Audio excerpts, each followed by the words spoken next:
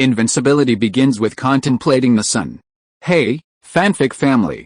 So glad to see you here again to continue this incredible adventure. As always, kindly remember, this story is 100% fiction. So don't go looking for dimensional portals in your closet. All rights to this fantastic novel belong to the original author. We're just your humble narrators of epic tales. Are you enjoying the fanfic? Show it by subscribing to our YouTube channel and dropping us a like. And if you're impatient for more exclusive content, our Patreon is your happy place. Chapter 451 Codename, Pangolin. Then why do you tell me? Heng asked leisurely, a smile playing on his lips. The little golden dragon and Xiao Yangjin secretly chuckled. This was indeed true. Clearly, this man hadn't wanted to tell them earlier, but now he'd been subdued by the venerable's force. The illusory figure was stunned, feeling extremely aggrieved. But for the sake of his own life, he could only helplessly speak. You really cannot step into the central great world. It's a forbidden area. Immortals and gods have fallen there, saints have bled there, and it's filled with a heavy sense of misfortune. Going there will surely cause a great calamity. You might even bring the misfortune out of there yourself. He spoke slowly, emphasizing its special nature, as if possessing a magical power, a strong infectiousness, seemingly conjuring up a truly tragic scene of immortals and gods falling and saints bleeding before one's eyes. So what if you bring them out? Anyway, the heavenly court is already finished, the true realm is already finished, things won't get any worse, the little golden dragon retorted sarcastically. How, what do you know, a little dragon? The ominous aura emanating from the central great world, the heavenly court, possesses an extremely strong infectious power, carrying immense terror. If those immortals and gods hadn't sealed it here before their deaths, the true world wouldn't have simply fallen. The true world would have exploded, consequently affecting the great void. The illusory figure responded decisively with a cold laugh. The little golden dragon was filled with anger, shock, and doubt upon hearing this. This illusory figure actually called him a little dragon? And was what he said true or false? It was so terrifying, capable of causing the infinite true worlds to explode, thereby affecting the great void? After hearing the illusory figure's words, Heng didn't answer immediately. Instead, he turned to look at the central great world, the heavenly court. Gazing into the distance, he could vaguely see many small worlds, and the ethereal, godlike heavenly court palace complex standing high in the 9 heavens, its aura ethereal and holy, showing no signs of decay. But when he enhanced his eyes with source power, everything changed. The small worlds became dilapidated. Looking through the gap, one could see an endless sea of blood surging and churning, mountains of white bones, and rampant death, malevolence, and yin energy. As for the once magnificent 9 heavens palace, it was now utterly ruined, its golden tiles no longer gleaming, stained with blood, and a chilling wind swept through it. This was only from a distance, not yet fully visible. If observed up close, the truth revealed, the situation would likely be far more dilapidated and filled with despair. As for the ominous sign? Too far away, he couldn't discern it. However, in a fleeting moment, the entire central great world heavenly court came into view, with a faint, almost imperceptible black aura constantly rising within it. The crowd was stunned by Heng's actions. Had he already discovered something? The illusory figure wondered to himself. Although there's no longer the heavenly abyss to obstruct the way, allowing unimpeded access to the central great world and the heavenly court, this place is still quite far from it. Furthermore, after the fall of immortals and gods and the collapse of the heavenly court, an ominous power shrouds the area, making it difficult to discern, like being shrouded in mist. Could this person really see it? He didn't believe it, more believing Heng was putting on a brave face. However, considering Heng's supernatural abilities, he thought it wasn't impossible. Your Excellency, have you discovered anything? The little golden dragon asked softly. Heng turned his head and spoke calmly. I have discovered some interesting things. He then looked at the illusory figure. I'll give you another chance. You know these things, your origin seem extraordinary. Tell me about your background. The illusory figure breathed a sigh of relief. It seemed his life was temporarily spared. My lord, I can tell you my origins. But I'd like to ask, what connection do you have with the celestial court?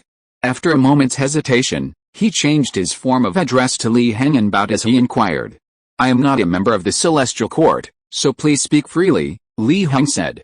Seemingly because of Heng's answer, the illusory figure seemed much more relaxed and cheerful, and quickly spoke up. Reporting to my lord, the little golden dragon said I didn't have the aura of the celestial court's immortals and gods, and that's absolutely true. After all, I am not a celestial court immortal or god, but an undercover agent infiltrating the celestial court. An undercover agent. Everyone's expressions turned strange. Continue, Li Heng said slowly, holding back the little golden dragon that was about to attack. Yes, my lord.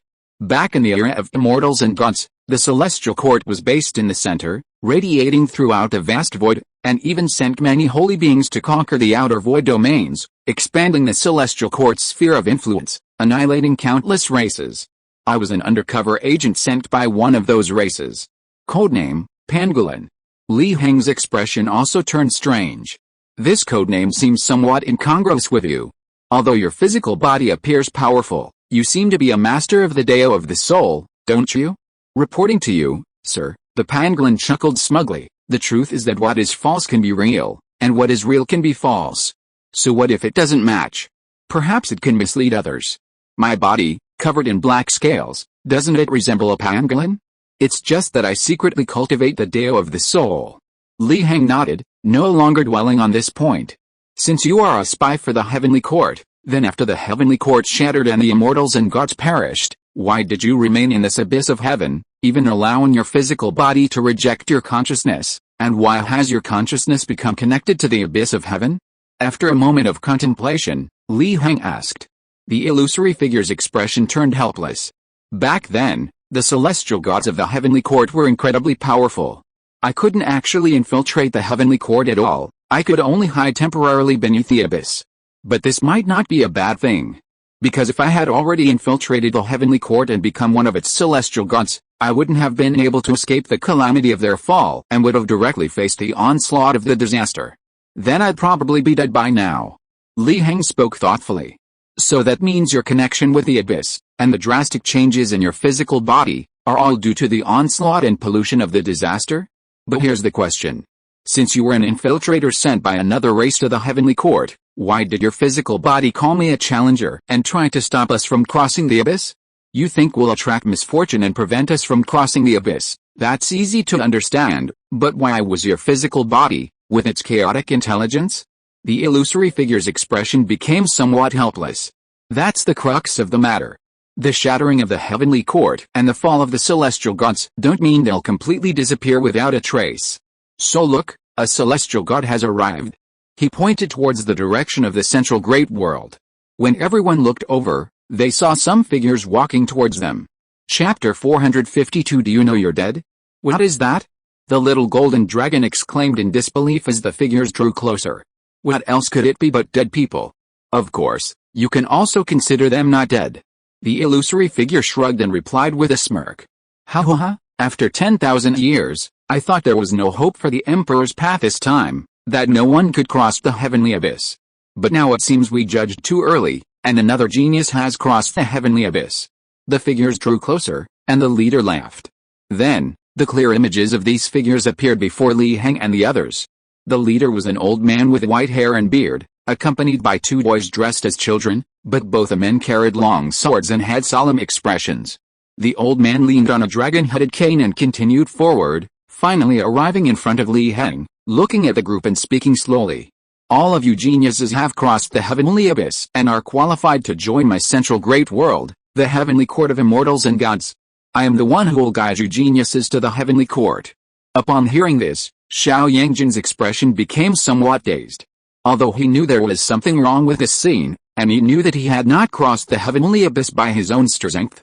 But even now, hearing these words, his heart remained unsettled for a long time. He even felt a faint sense of fulfillment, a feeling that his obsession had been completed. Now I can die. It was laughable, really. When he decided to follow Li Heng to the central great world, he was originally planning to die. Whether he died on the way to the central great world or at the hands of the calamities within it, he would die without regret, having fulfilled his obsession. But now, everything had come so easily. There were no life or death battles, no long journeys, no being surrounded, no falling into traps, no unknown infections, and so on. He had easily crossed the heavenly abyss and was about to enter the central great world. And at this rate, as long as Li Heng was there, he wouldn't die even in the central great world. This made him feel lost. What use am I? And what should I do after this? What should I do?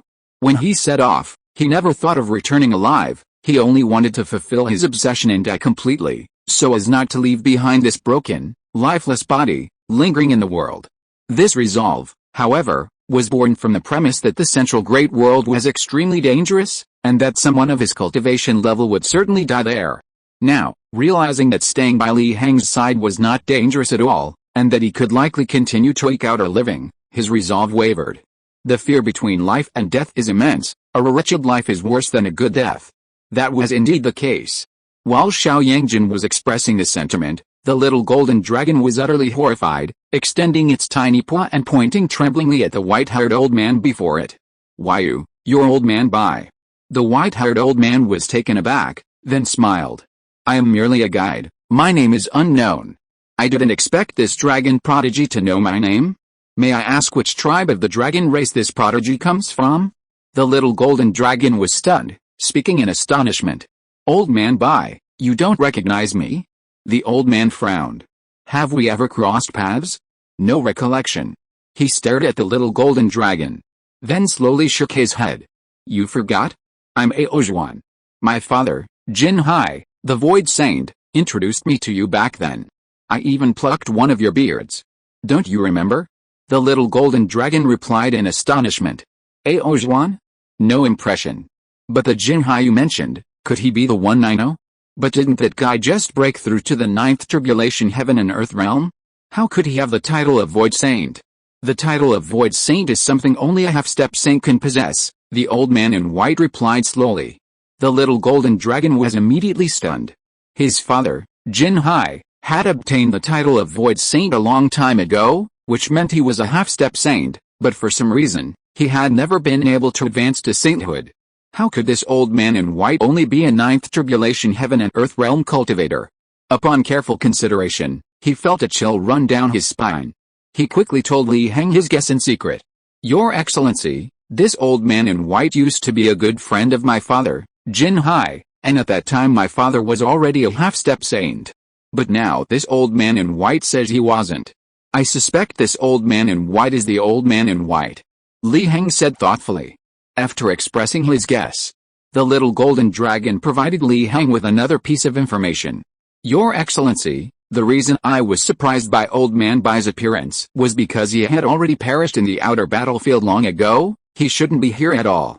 I can't understand why someone who died so long ago would appear here now. Even if these immortals and gods are all dead, they're lingering attachments after death, and are corrupted by calamities. This shouldn't be happening." The little golden dragon was quite puzzled. Li Heng nodded, signaling the little golden dragon to calm down. He looked at old man Bai and slowly spoke. "My name is Li Heng, the guide of the white dragon. May I ask what year it is?" "Fellow Taoist Li is too kind. Since you can cross the heavenly abyss, you must be one of us immortals and gods prepared for this. We can address each other as fellow Taoists. However, your question is strange. What year is it? You crossed the heavenly abyss. Did you perhaps encounter a space-time trap?" Old man Bai seemed somewhat surprised. The heavenly abyss, as the final barrier for selecting the geniuses of the Emperor's path, is equipped with many restrictions and traps, including those related to space-time. Once, a prodigy encountered a time-space trap, dreaming of eternity, his mind forever trapped in the past, unable to return. "Then let's just say I encountered it," Li Heng smiled slightly. "So, Bai Jian, what year is it today?" "This." The old man pondered for a moment, then looked at the two boys beside him. "I can't remember for now, do you two know?" However, the two boys also shook their heads in confusion. Seeing this, he had no choice but to look at Li Heng apologetically. "Fellow Taoist Li, we three are a little confused and can't remember for now. But don't worry, once we return to the central great world, to the heavenly court, someone will answer your questions." The little golden dragon and Xiao Yuangjun exchanged glances. A dignified immortal, unable to remember the year? Was he joking? "I see," Li Heng said thoughtfully. The reason he didn't immediately choose to unleash his full power and attack, but instead spoke with his immortals, was mainly because he couldn't understand their current state. This old man Bai seemed both alive and dead. And most importantly, although he sensed the aura of calamity emanating from the old man, this aura wasn't rooted in him, It merely lingered on the surface.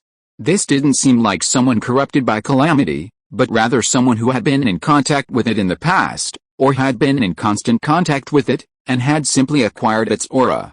Then I want to ask a question, Li Heng said slowly, looking at the old man. Do you know you're already dead? Chapter 453. Good advice is hard to persuade, that damn it. Old man Bai was stunned. He stared at Li Heng and slowly spoke. Fellow Taoist, are you joking? Do I look like I'm joking? Li Heng said with a smile. Old man Bai's expression turned serious. If that's the case, then why did you say we're already dead? If you say we're already dead, do you have any evidence? The evidence is this little golden dragon over there. Li Heng held up the little golden dragon and said leisurely.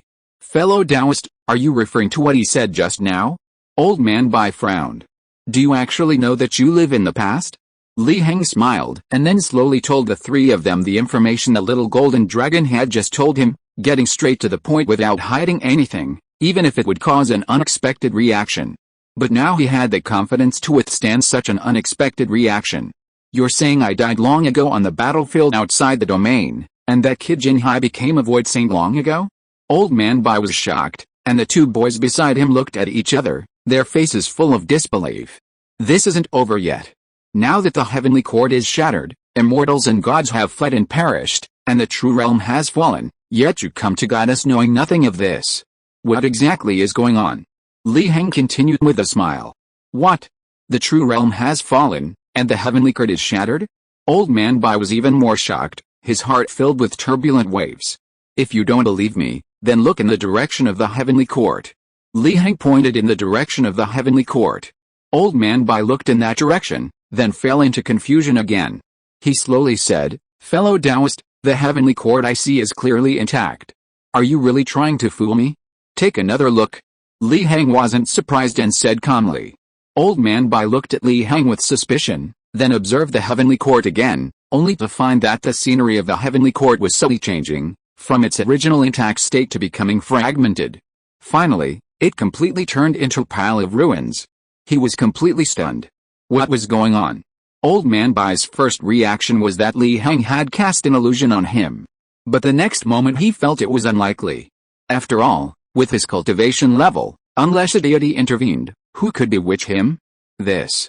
He wanted to say something, but didn't know what to say. Li Heng continued. Try to recall your memories carefully, see if they are coherent. The old man pondered for a moment, then spoke. My memories are coherent in this respect, from the past to the present. But actually, there is one thing that is as you all said, that is, I really do have plans to go to the outer battlefield. After all, staying in the rear is always too idle. He sighed inwardly. His plan to go to the outer battlefield was a recent idea that he hadn't told anyone, but they already knew. Could it be that, as these people said, he was really dead? Or was it just a phantom from the past? Wow, how lucky, to have met someone I can communicate with. At this moment, the pangolin in the void exclaimed in surprise. What do you know? Hurry up and confess. Otherwise, the venerable one might not like you and chop you in half with one sword. The little golden dragon jumped out, its eyes glaring at the pangolin. The pangolin was immediately enraged upon hearing this. This lord bullies me, fine, but what right does this little snake have to bully me? But when he caught a glimpse of Li Heng's expressionless face out of the corner of his eye, he suddenly shuddered and hurriedly spoke. I'll tell you. This pangolin was truly too eager. At this moment, the three old men noticed the pangolin floating in the void, feeling very puzzled. Why hadn't they seen it before? Its concealment skills were truly remarkable. However, that little dragon actually called this Li Heng Your Excellency? Interesting. To be recognized as a master by the true dragon clan? It must be an unparalleled genius. The old man sighed inwardly. Actually, for these kinds of dead people, or those with lingering obsessions, or past remnants, communication is often impossible. Even if communication is possible, it's limited, like a rigid mechanical puppet. Some dead people even go mad and attack others. And I am one such example. The pangolin spoke woodenly. After the heavenly court shattered and fell, my physical body was vaguely affected by the calamity, and some problems arose. But thankfully, I cultivated the Tao of the divine soul, and could still suppress it to some extent. But later, I encountered some dead people who entered the heavenly abyss, or perhaps just the obsessions of immortals and gods? They kept trying to burrow into my physical body, and my body developed an obsession to prevent others from crossing the heavenly abyss. Even my original consciousness was completely expelled. The pangolin seemed quite helpless. After listening to the pangolin's words, the old man was stunned into thought. Although he was quite unwilling to admit that he was dead, these words really seemed plausible. After thinking for a while, he sighed and slowly spoke. You say that the shattering of the heavenly court, the fall of immortals and gods, and the collapse of the true realm were due to that great calamity? Based on the information we have so far, that is indeed the case. Moreover, nowadays, the location of the heavenly court in the central great world should be ravaged by many calamities, bringing great misfortune and inauspiciousness. But strangely, you haven't been eroded by the calamity. Heng spoke slowly. I see. Then I do have a guess in my mind. The old man nodded slowly. However, to verify this guess, you must come with me to that ominous and inauspicious heavenly court you speak of, to pay homage to His Majesty, if His Majesty is still alive. The Heavenly Emperor of the Heavenly Court? Heng pondered. That's right, the Heavenly Emperor. The old man nodded with a complicated expression. Then let's go. Heng replied. Although he didn't believe there was still a true Heavenly Emperor in the Heavenly Court, he was going to the central great world anyway, so the reason didn't matter. No. We really have to go to the Heavenly Court? The pangolin swallowed hard, extremely hesitant. I already said it, it's very dangerous there, teeming with ominous forces, otherwise why would I have stopped you from crossing the heavenly abyss? You don't have to go if you don't want to. Heng casually said this, and followed the old man and the other two towards the central great world. The little golden dragon and Xiao Yangjin came to their senses and quickly followed. The pangolin, still standing there, hesitated for a moment. Was he really going? That was the ominous heavenly court. Instinct told him it was dangerous, that going there meant certain death. But reason told him that staying with Heng was the best choice. He no longer had a physical body, only his consciousness remained. Who knew what unexpected events might occur? In the end, however, instinct triumphed over reason. The pangolin plunged back into the heavenly abyss. During the journey, the little golden dragon asked Heng questioningly, Your Excellency, are we really going to let that pangolin go? It's all right. Good advice is useless against a damned fool, Heng said with a smile. Chapter 454 The Central Great World. As the guide, the old man in white possessed a special passage. With a wave of his hand, a void ladder slowly appeared. Walking on it, each step was equivalent to traversing the distance of a world. This also allowed them to quickly approach the central great world. Just as they were about to reach the boundary of the central great world, a loud boom resounded. The heavenly abyss they had left behind experienced a great disturbance, causing the void to tremble. Even those at a great distance felt the intense tremors. Xiao Yangjin and the little golden dragon were shocked. Even from that distance, they could sense that the heavenly abyss had become incredibly dangerous. If before it was a matter of life and death, now it was a certain death. Heng smiled slightly upon seeing this. Didn't I tell you, good advice is useless to a damned fool? Let's go, let us see this central great world. He ignored the commotion in the heavenly abyss, took a step forward, crossed the boundary of the central great world, and entered it. Xiao Yangjin and the little golden dragon quickly followed. In the blink of an eye, the world had changed. However, this world was very abnormal. It seemed to be dusk, the setting sun was approaching the endless mountains, a scene of twilight. But, besides this, the setting sun was dripping blood. Drops of bright red blood fell from the sky, finally landing on the land of the central great world. On the land, the dripping blood formed a sea of blood. There were mountains of white bones, the remains of the dead, and ruined palaces. Looking around, one could feel a sense of desolation. It seemed the world had died. Above the central great world, in the 9 heavens, the palace complex of the celestial court became increasingly clear, no longer faintly visible. But it also became increasingly terrifying. Heng saw it. At what appeared to be the heavenly gate, a bronze ancient spear pierced the head of a corpse, nailing it to the gate's plaque, where it hung silently, lifeless. Little golden dragon and Xiao Yangjin were somewhat stunned. Although they had made corresponding preparations, what they saw before them was simply too shocking, so tragic, so terrifying. What exactly happened here? Immortals died, demons were destroyed, everything was heading towards death. What was the point of their continued existence? Under the shock, they questioned themselves, and even had a faint thought of suicide. However, Li Heng's words rang out at this moment, like a sudden awakening, bringing them back to their senses. Interesting, very interesting. It's filled with calamity, filled with an ominous aura, yet we haven't seen a single calamity or ominous sign. However, Bai Jian, don't you plan to come in? Li Heng raised an eyebrow, his gaze piercing through the boundary wall of the central great world, looking at the three old men, including Old Man Bai, who were still outside the boundary wall of the central great world, and slowly spoke. Old Man Bai was somewhat bewildered. He slowly spoke. Fellow Taoist Li, we've discovered that we can't get in. The two attendants beside him also nodded. What? We can get in? The little golden dragon was shocked, but then a look of doubt crossed his face as he spoke. Old Man Bai, you wouldn't have deliberately tricked us into coming in, would you? Old Man Bai sighed helplessly. He knew it. I really didn't. I swear on the great void that if I truly intended to trick you into coming in, may my soul and body perish. He made a solemn oath. But the problem is, you're already dead. Xiao Yangjin also spoke softly. This. Old Man Bai hesitated. He wanted to argue that he wasn't even sure if he was dead. But then he realized that even if he refuted it, it wouldn't help the current situation and the crisis of trust. He couldn't help but look at Li Heng, the real person in charge. Fellow Taoist Li, you should have your own judgment, right? I absolutely did not deceive you, and if I am not mistaken, you can leave the central great world now. Li Heng nodded. The boundary of the central great world was like the surface of water. He was now half outside and half inside. The little golden dragon and Xiao Yuangjin also tried it and found that it was indeed the case. The boundary of the central great world did not hinder them at all, and seemed to welcome them. However, Bai Jian, what makes you think we won't be trapped inside? Li Heng said with a smile. Old Man Bai sighed. Actually, I had a guess in my mind. I originally wanted to go to the heavenly court with you, and even pay homage to His Majesty, but now it seems there is no chance. It seems you anticipated that you might not be able to get in? Li Heng raised an eyebrow. Yes, but it was in my worst-case scenario.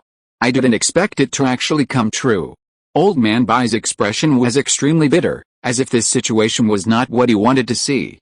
Perhaps it's true, as you say, that I really did die, perishing in a distant outer battlefield.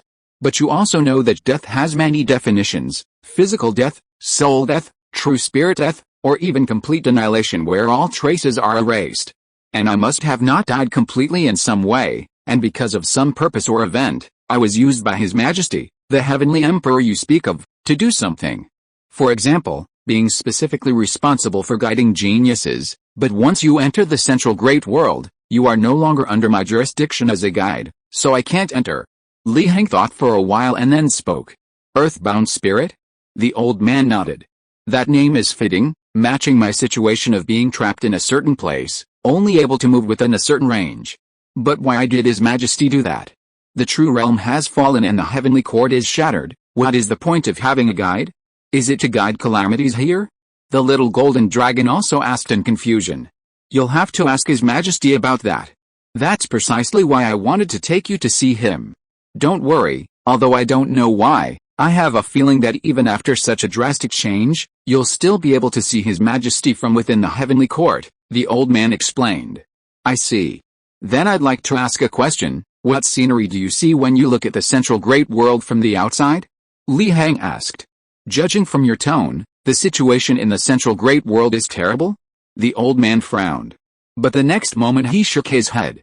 Perhaps you'll be disappointed, but what I see in the central great world is perfectly normal. The sun hangs high, illuminating the many divine cities on earth, and the heavenly court above the 9 heavens is still filled with celestial energy, its grandeur undiminished. I even saw a fellow who likes to guard the gate strolling around there, looking relaxed and carefree. Did you see him? The old man's gaze fell on the heavenly gate that Li Heng had seen. The heavenly gate with a corpse nailed to it. Chapter 455 The number 1 in all realms. Li Heng nodded with a strange expression. I saw it.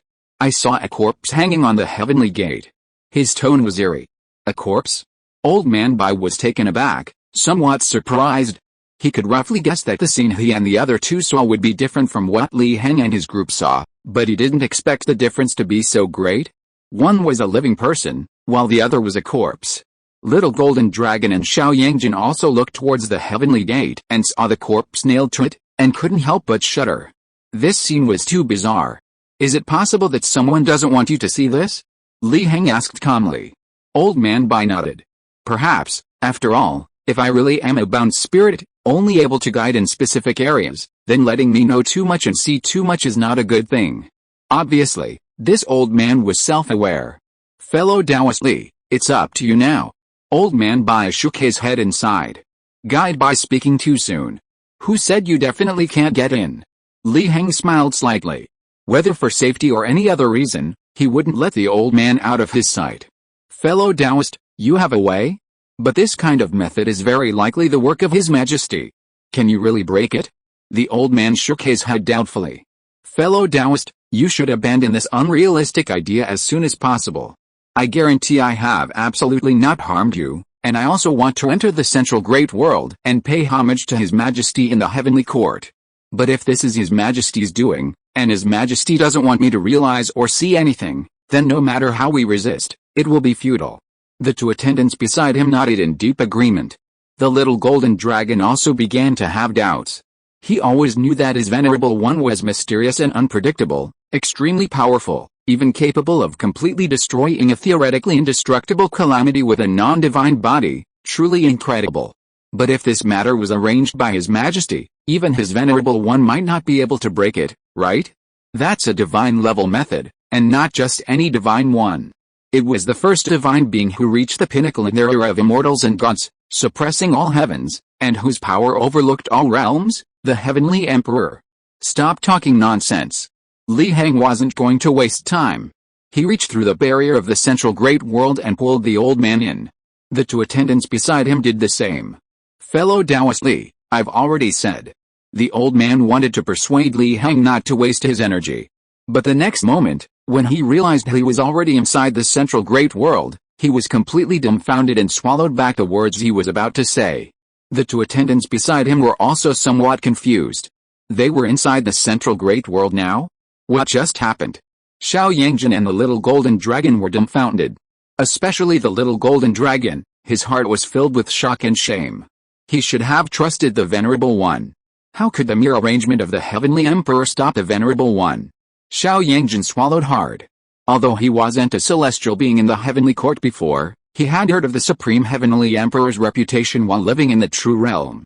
It is said that his power radiates across all realms, and he can descend upon any point in the vast void with a single thought.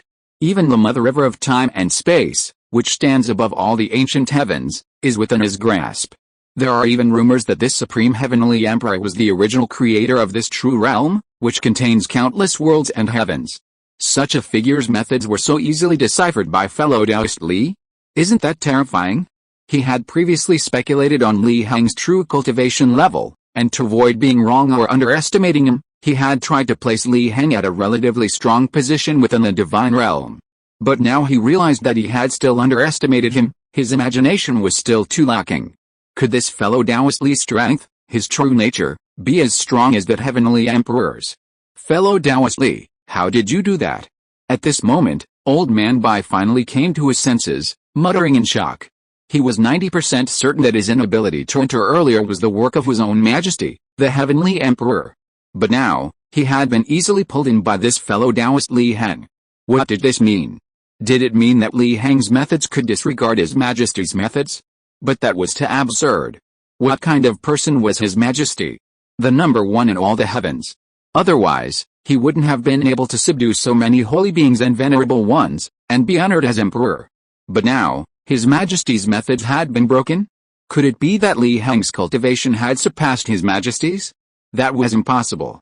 Or perhaps, Li Heng had a connection with His Majesty, such as a split spirit, a reincarnation, or a disciple? Old Man Bai's mind was a complete mess, and he couldn't guess it all. He only hoped that Li Heng could give him an answer, transforming into the heaven-opening axe to cleave the chaos in his mind. How did you do that? Did you see it? Li Heng said calmly. I didn't see it. Old Man Bai answered frankly. How could you not see it? First, he reached out and grabbed you through the boundary wall, then he reached out and pulled you in. It was only 2 simple steps. You couldn't even see that? Li Heng raised his eyebrows and smiled. Old Man Bai fell silent. In a sense, that was indeed the case. But that wasn't the point. He wanted to press further, but seeing Li Heng's ambiguous smile, he immediately realized he shouldn't ask. Just like two strangers wouldn't immediately ask each other's salaries. The old man sighed deeply. This fellow Taoist Li Heng was indeed extraordinary. His mood calmed down slightly, and he considered more possibilities. Perhaps His Majesty's methods had been eroded by the calamity and weren't as effective, or perhaps His Majesty was doing this intentionally, watching them all along, and everything was within His Majesty's calculations. Thinking this way, he felt much more at ease. Surely some unknown Li Heng, whose name he'd never heard of and from who knows where, couldn't possibly be stronger than His own Majesty, the number one in all the heavens? Did he even understand the true value of being the number one in all the heavens? By the guide, you have entered the central great world. Do you feel any discomfort? Like suddenly wanting to dissipate? Or that the scenery before you has changed, like the setting sun dripping blood in the sky, or mountains of white bones on the ground? Li Heng raised an eyebrow. Logically speaking, if this old man was a bound spirit, then leaving the area where he was guided and truly arriving in the central great world, he might lose his foundation and dissipate. No, I feel perfectly fine. And the old man's expression became strange. He raised his hand, pointing towards the heavenly gate. You say there's a corpse nailed to the heavenly gate, but what I see is still that guy who likes to guard the gate. He's even smiling at me now, and beckoning me to come up. Strange, that's not like him. The old man frowned. Cracking, cracking, cracking. So many cracks show how stuck I am. Frowning, please give me monthly tickets and recommendations to inspire me. Chapter 456 The King of Guangnan. That guy's style. Whose style? You know that corpse? Li Heng raised an eyebrow and asked. If the person I saw is the same person you saw, then I do know him. A half-step saint who, due to an accident, had no hope for the future. His name was Guangnan Heavenly King. You might think that name sounds impressive and powerful, but that guy was actually a lazy fellow. Perhaps knowing there was no hope for the future, he voluntarily went to guard the heavenly gate. Old Man Bai said with emotion. Li Heng thought for a moment, then waved his hand, projecting what he saw onto Old Man Bai's face. Is this corpse the Guangnan Heavenly King? Old Man Bai looked at it and was slightly stunned. It really is him, but why? That ancient bronze spear that pinned him to the heavenly gate was his weapon. How did it become the murder weapon that killed him? He exclaimed in shock, unable to understand. Weapon turned into murder weapon? Interesting. Li Heng smiled lightly. Let's go. We need to pass through the heavenly gate to enter the heavenly court, so it's on the way. Let's see what's going on. He flicked his sleeve, took a step, and soared into the sky. Little Golden Dragon, Xiao Yangjun, and Old Man Bai quickly followed. Old Man Bai was filled with emotion, his expression complex. If he hadn't fully grasped Li Heng's descriptions earlier, like mountains of bones, surging seas of blood, and ruins of the heavenly palace, he wouldn't have paid them any mind. But when he saw everything reflected in Li Heng's image, he was bewildered. What was going on? The mighty central great world, the heavenly court radiating across the vast void, had fallen to such a state? He knew calamities were fierce, strange, and mysterious. But they, the immortals and gods, their heavenly court, weren't pushovers. How could they have suffered such a complete defeat? Especially with His Majesty presiding over the heavenly court. His Majesty was undoubtedly the strongest among all the heavens. Old Man Bai's thoughts raced, eventually leading him to Li Heng. He pondered why this fellow Taoist Li Heng could so easily disregard His Majesty's methods. Just now, pulling him into the central great world was one thing. He could understand that the great void was vast, teeming with extraordinary individuals, and some powers could temporarily, or by sheer luck, shield him from His Majesty's methods. But now, to witness a tragedy he shouldn't have seen? This far exceeded his expectations. There must be some real method involved. The little golden dragon's heart was filled with complex emotions. When he was ordered by the great sage of the overturning seas to deliver the message, he passed through the heavenly gate, but he never imagined that his journey would be so long, and upon his return, everything had changed, everything was gone. A sense of desolation lingered in his heart. Compared to this, Xiao Yangjun, unlike the little golden dragon, didn't feel sorrow but rather excitement. After all, this fulfilled his lifelong wish to enter the heavenly court, even if not as a heavenly court deity. Compared to the others with their various thoughts, Li Heng was much more relaxed. For him, the central great world and the heavenly court held no special significance, so even their passing or glory didn't evoke much feeling. He viewed the heavenly court more as a hunting ground for reaping source power. Although he couldn't sense any calamities now. Li Heng had a vague feeling that calamities definitely existed here, only he hadn't seen them. Some things, if you don't see them, you can't encounter them. Soon, the group arrived at the heavenly gate. The heavenly gate was rooted in the clouds, standing high above the 9 heavens. It possessed an indescribable power that made it immediately clear that this was the gateway to the heavenly court. However, there were no walls surrounding the heavenly court of immortals and gods, and the heavenly gate couldn't possibly encircle the entire heavenly court. So, visually, one could enter the heavenly court from outside the heavenly gate. It seemed like the heavenly gate was just there for show. But Li Heng knew this concerned the immortals and gods, and it wouldn't be that simple. He closed his eyes slightly to sense, instantly realizing that while the heavenly gate appeared to be the gateway to the heavenly court, in essence, it was a gateway that encompassed the concept of leading to the heavenly court. In other words, to enter the heavenly court through normal means, one had to pass through the heavenly gate. If one tries to cheat and bypass the heavenly gate to reach the heavenly court, they might end up in some strange and unpredictable places, relying solely on their own abilities. Guangnan, what are you doing guarding the gate again? As soon as they arrived at the heavenly gate, they heard and saw the old man with a smile greeting them. But in Li Heng's view, there was no one there, only the corpse impaled on the heavenly gate, silently hanging down. I told you not to give up. A dignified half-step saint, even if you have no hope of attaining the Dao, you shouldn't be guarding the gate. Who swore to me that they would follow His Majesty forever? You haven't even reached the saintly realm and you're already giving up. Do you even have the right to follow His Majesty? Besides, the great void is so vast, the so-called hopelessness of attaining the Dao is just a prediction based on the current situation. Perhaps there will be a turning point in the future? The old man launched into a long tirade. The 2 attendants beside him nodded solemnly. Li Heng frowned, realizing something was amiss. He had initially assumed that although the 2 sides were seeing different scenes, one was definitely fake, and the other real. Currently, the dilapidated heavenly court they saw was most likely real, while the intact heavenly court the old man saw was most likely fake. The intact heavenly court might just be the vision of a dead man's obsession. But now, was it possible that both situations were real? Or perhaps, the intact heavenly court truly existed? While Li Heng pondered quietly, Xiao Yangjin and the little golden dragon felt a chill. Although they were also dead in a sense, they shouldn't be talking to thin air. Especially with a corpse nailed above them, it was incredibly eerie. What? You dare insult me? I'm not some coward. Let me tell you, I've wanted to resign from this damned position of God envoy for a long time and go to the outer battlefield. I'm a million times better than you. Suddenly, as if provoked by something, the old man flew into a rage, cursing at the thin air. Fine, you don't believe me, do you? You think I'm bragging? Okay, let's make a bet. I'll go to the outer battlefield to kill the enemy, and you'll pick up your weapon again, cultivate, and stop slacking off. Whoever can't do it is a dog, dare you? The old man pointed ahead, sneering. At this moment, Li Heng spoke softly. By Jian, I think this is better off not happening, right? You don't want to see him nailed to the heavenly gate by his own weapon, do you? His eyes, now imbued with source power, pierced through the essence of the matter. He really did see the Guangnan Heavenly King. Chapter 457 Past Section. The Heavenly King of Guangnan didn't look special. He was just a burly man with a scraggly beard. Looking quiet is a difficult word to translate directly, but it implies a state of listlessness, apathy, and a lack of motivation.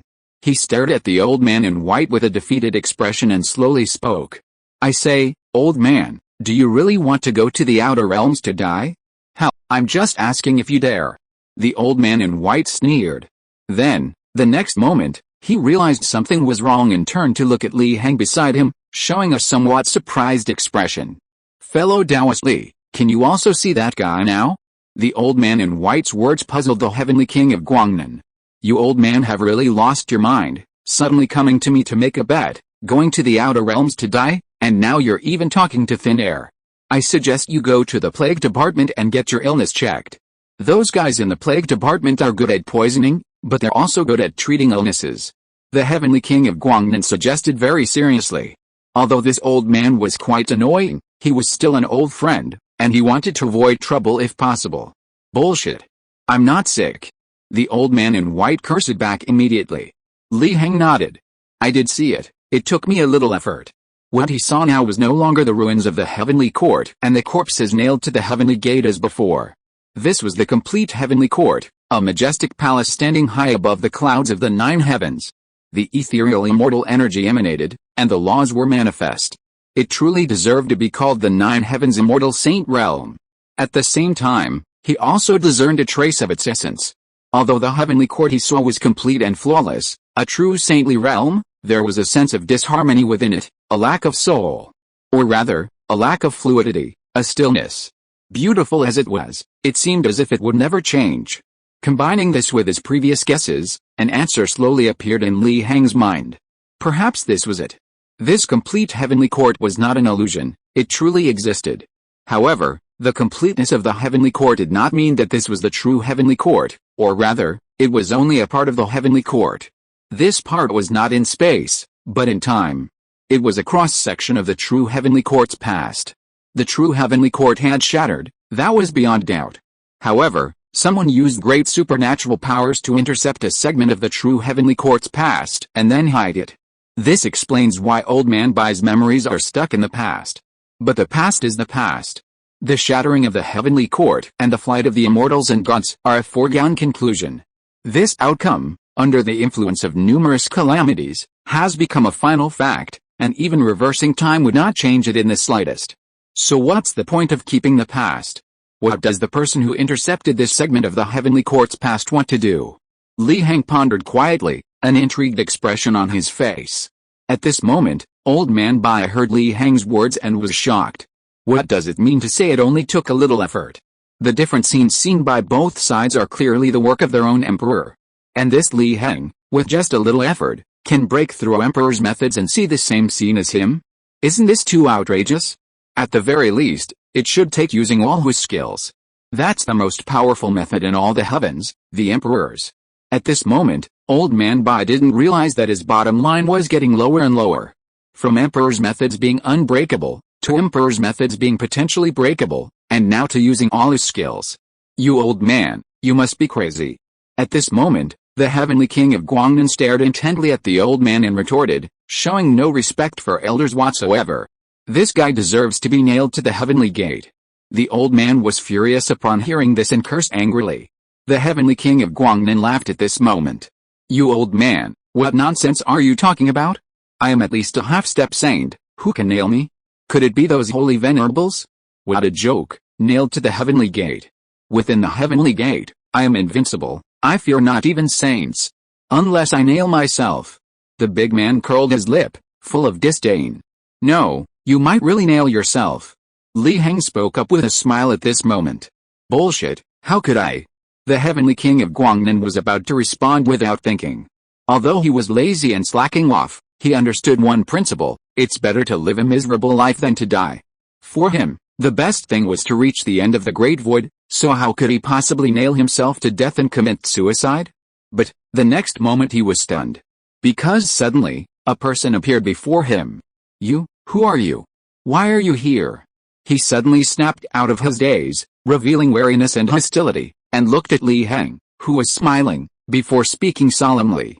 At this moment, Old Man Bai was also dumbfounded. Now, not only could he see, but he could also actually interfere? I'm here as a guest of the heavenly court. Li Heng smiled leisurely, making up a reason casually. Then where are the documents? Where is the proof? Who invited you? Guangnan heavenly king said solemnly. He was extremely shocked.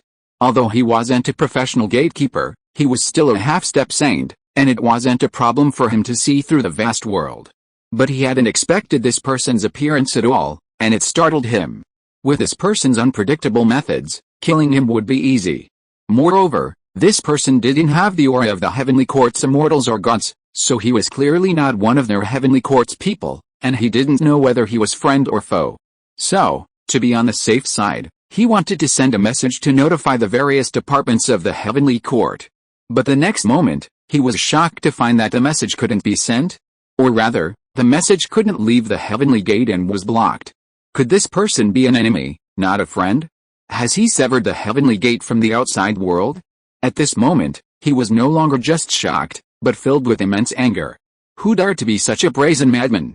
The heavenly gate is the gateway to the heavenly court, yet he dares to block it? Openly blocking the gate. Is he courting death? Does he not respect the heavenly court at all? In an instant, a tense atmosphere arose between the two sides. Old Man Bai snapped out of his daze and immediately realized the awkwardness of the situation, quickly speaking up. Wait. Peace is paramount. This fellow Taoist Li Heng is a guest I invited. He quickly vouched for Li Heng. He's your guest? Guangnan Heavenly King was astonished, his expression hesitant. He spoke with suspicion. I say, old man, have you been deceived? Didn't you notice that the heavenly gate is isolated from the outside world? I tried to send a message into the heavenly court just now, but the message couldn't get out. That's the crux of the problem. Old Man Bai sighed, inwardly lamenting that, as he had expected, Guangnan was also trapped in the same situation, restricted to one place. He was the guide, so he could only guide. Guangnan was the gatekeeper, so he could only guard the gate. After thinking for a moment, he decided to reveal his entire situation. However, just as he opened his mouth, Li Heng spoke leisurely. Let me tell you. Guide Bai, you only know what to do, but not why. The reason you are trapped in one place is not only because you are dead, but also because this place is a frozen past. Chapter 458 The so-called Heavenly Emperor. The past? The Heavenly King of Guangnan remained confused. But the old man seemed to have realized something, his expression froze, his body trembled, and then he seemed to understand something deeply. So that's how it is, no wonder, the old man exclaimed, having figured things out. What exactly happened? The Heavenly King of Guangnan frowned, somewhat annoyed. How could he be the only one who didn't know? Or were these two conspiring to create a mystery? Were they treating him like a fool? Guangnan, don't be hasty, let me explain in detail, the old man said, slowly recounting his experiences. He also reintroduced Li Heng. After a while, Guangnan listened, lost in thought. You said the true realm fell, the heavenly court shattered, the immortals and gods fled, and we are all dead. What we see now is merely a past image, and my corpse is still nailed to the heavenly gate, the heavenly king of Guangnan asked slowly. Guangnan, I know you don't believe it, and frankly, I don't want to believe it either. But as things stand, it's the most likely truth. You can sense that fellow Taoist Li isn't lying, right? Old Man Bai said with a sigh. How? Who said I didn't believe it? Guangnan sneered. No wonder I felt something's off lately. I've been staying near this broken gate, never even thinking about going inside the heavenly court. So that's what's going on. Aren't you surprised? Now it was Old Man Bai's turn to be surprised. Surprised about what? Even if my future seems hopeless, I'm still a half-step saint. As the saying goes, even if the sky collapses before me, I won't change my expression. You old men are far from that level. Guangnan said with a sneer. Old Man Bai's expression remained calm, as he was trying his best to suppress his anger, preventing himself from fighting Guangnan at any moment. He cursed inwardly. This bastard is still putting on an act? That's right, that's right. I wonder who it is that just gave up after their foundation was destroyed. He wholeheartedly agreed with Heavenly King Guangnan's words. Guangnan Heavenly King grunted. This isn't just a matter of Dao foundation, but you old man wouldn't understand anyway. Besides, now is not the time to talk about such things. Let's deal with the current situation first. He indicated he was too lazy to deal with a stubborn old man. This Li Heng, well, fellow Taoist Li, I understand what you're saying. But I'm not afraid you'll laugh at me. I don't want to admit this, even though I do sense something's wrong. Guangnan Heavenly King said frankly. Then what point does fellow Taoist Guangnan not want to admit? Li Heng raised an eyebrow.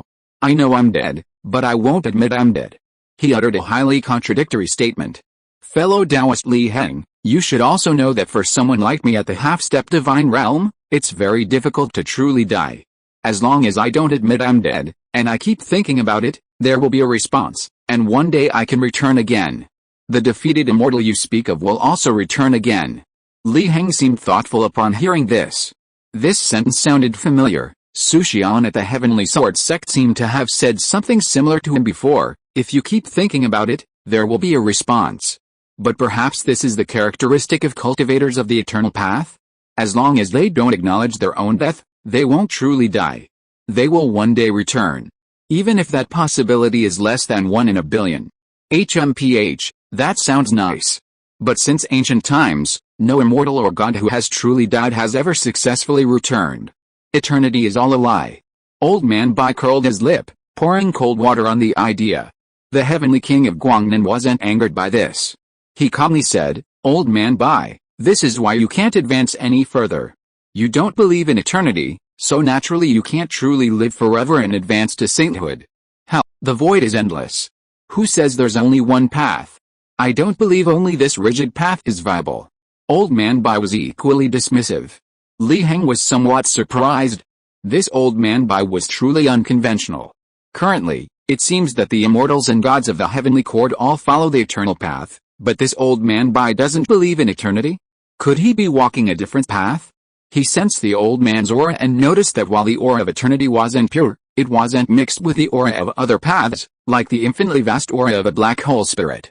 Clearly, unless he was mistaken, the old man was only in the initial stages of forging his own path, not yet having found a specific, effective path independent of eternity. This diminished his desire to investigate further. After a moment's thought, he temporarily suppressed the question and looked at the heavenly king of Guangnan, slowly speaking. I understand your words, fellow Taoist, after all, this is eternity. But what is the basis for your later statement that defeated and perished immortals and gods will return? Individual return is one thing. But a group return?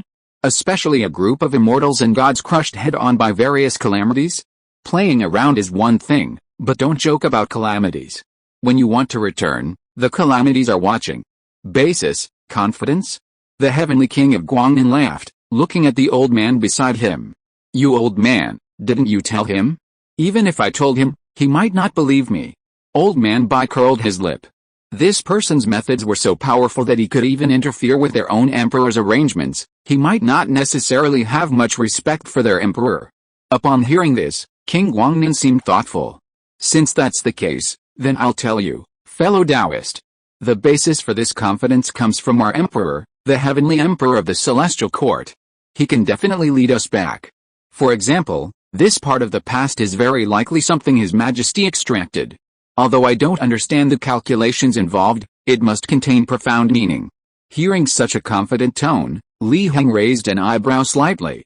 Is that all the basis? You should know that even if your emperor were here, the celestial court would still have been defeated and fled. After all that has happened, do you still think your emperor is reliable? King Guangnan sighed and shook his head. I finally understand why this old man wasn't so confident in telling you. It turns out you're unfamiliar with His Majesty's supreme power, the greatest among all the heavens. But I can tell you, yes. Even though the immortals and gods have fallen and fled once, we still believe in His Majesty. You can call it arrogance, but for us, it's our unparalleled confidence. His Majesty alone is the absolute reason. Li Heng's expression was somewhat peculiar. So this heavenly emperor's prestige is that high? The words of the heavenly king of Guangnan earlier sounded like he was unfamiliar with this heavenly emperor's power. But upon closer examination, one could also sense a dissatisfaction with a lack of reverence for him. A lack of reverence for that heavenly emperor. If you are listening to this novel on a channel other than Fanfic World, it means it was downloaded and re-uploaded without effort. We warmly invite you to visit our channel, Fanfic World. There you will find the original version of this story and many other novels of various genres. We look forward to seeing you dive into a world of incredible novels. Chapter 459 Re-encounter with the Unknown Calamity. Alright then. Li Heng didn't want to dwell on this anymore. In his opinion, this reasoning was a bit extreme. But since it was extreme, then conventional reasoning wouldn't work, and he was too lazy to argue with the heavenly king of Guangnan. Li Heng's perfunctory attitude displeased the heavenly king of Guangnan. This outsider really didn't understand the power of His Majesty the Heavenly Emperor. However, he also knew that everyone had their own opinion, and he couldn't say much, so he could only sulk in silence. I advise you not to underestimate fellow Taoist Li Heng. You should know that if it weren't for his help, this old man would still be trapped in this place, unaware of his own situation. Even you, this lazy fellow, need fellow Taoist Li Heng to leave this place. The old man said leisurely, unwilling to give up the opportunity to mock him. The Heavenly King of Guangnan raised an eyebrow slightly. He had to admit what the old man said.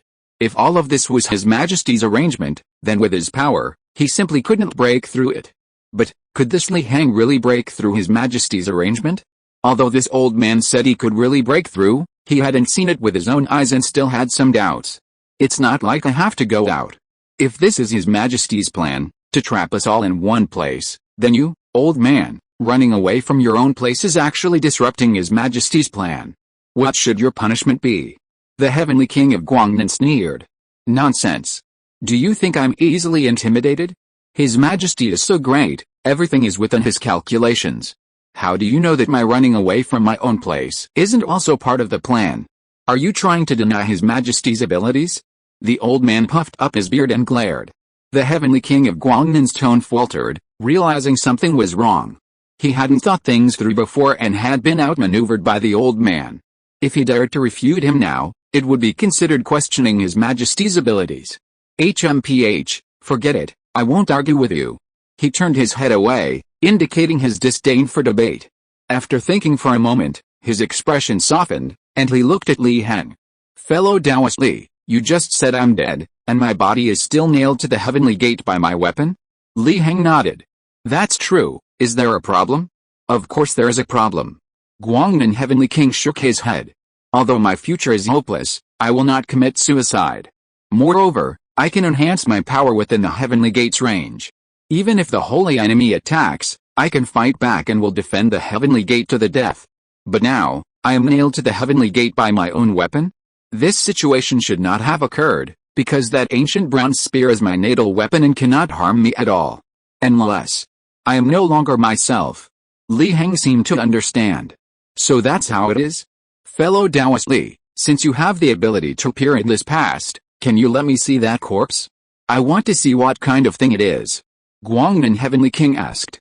He was indeed curious about why this situation had occurred, and at the same time, he wanted to test Li Heng's abilities to see if he could break his emperor's arrangements.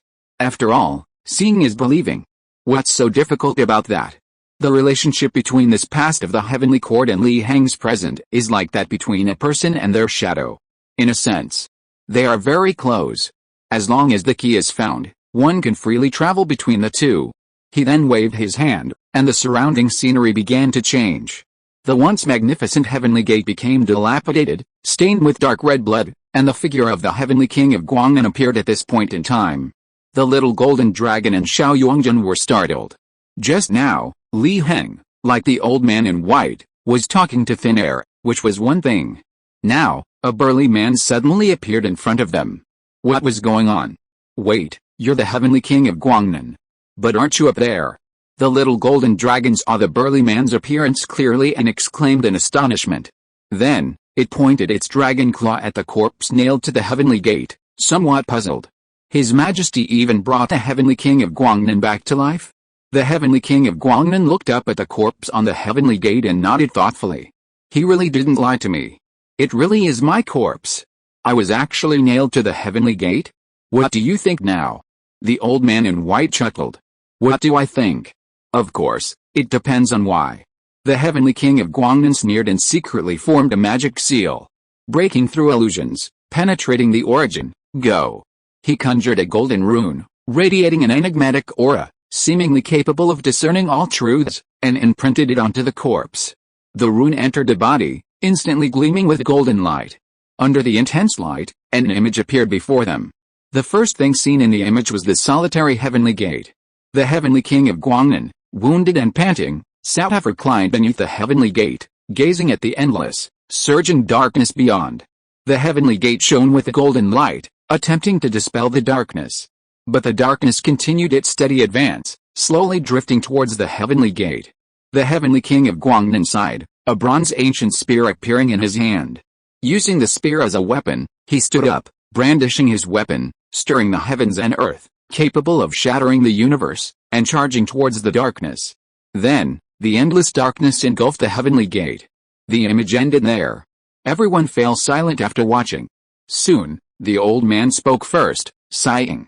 I didn't expect you to fight to the death, not even trying to escape. With your half-step saintly cultivation, you would have had a great chance of escaping. The Heavenly King of Guangnan pondered for a moment before speaking. Be careful, there's definitely something inside this corpse, otherwise I would never have chosen to commit suicide. He seemed to have foreseen the cause of his future death, hence his warning. Li Heng seemed thoughtful. The endless darkness that engulfed the heavenly court was a calamity, and upon closer inspection, the darkness also contained the unknown, seemingly the unknown calamity encountered by the mortal world.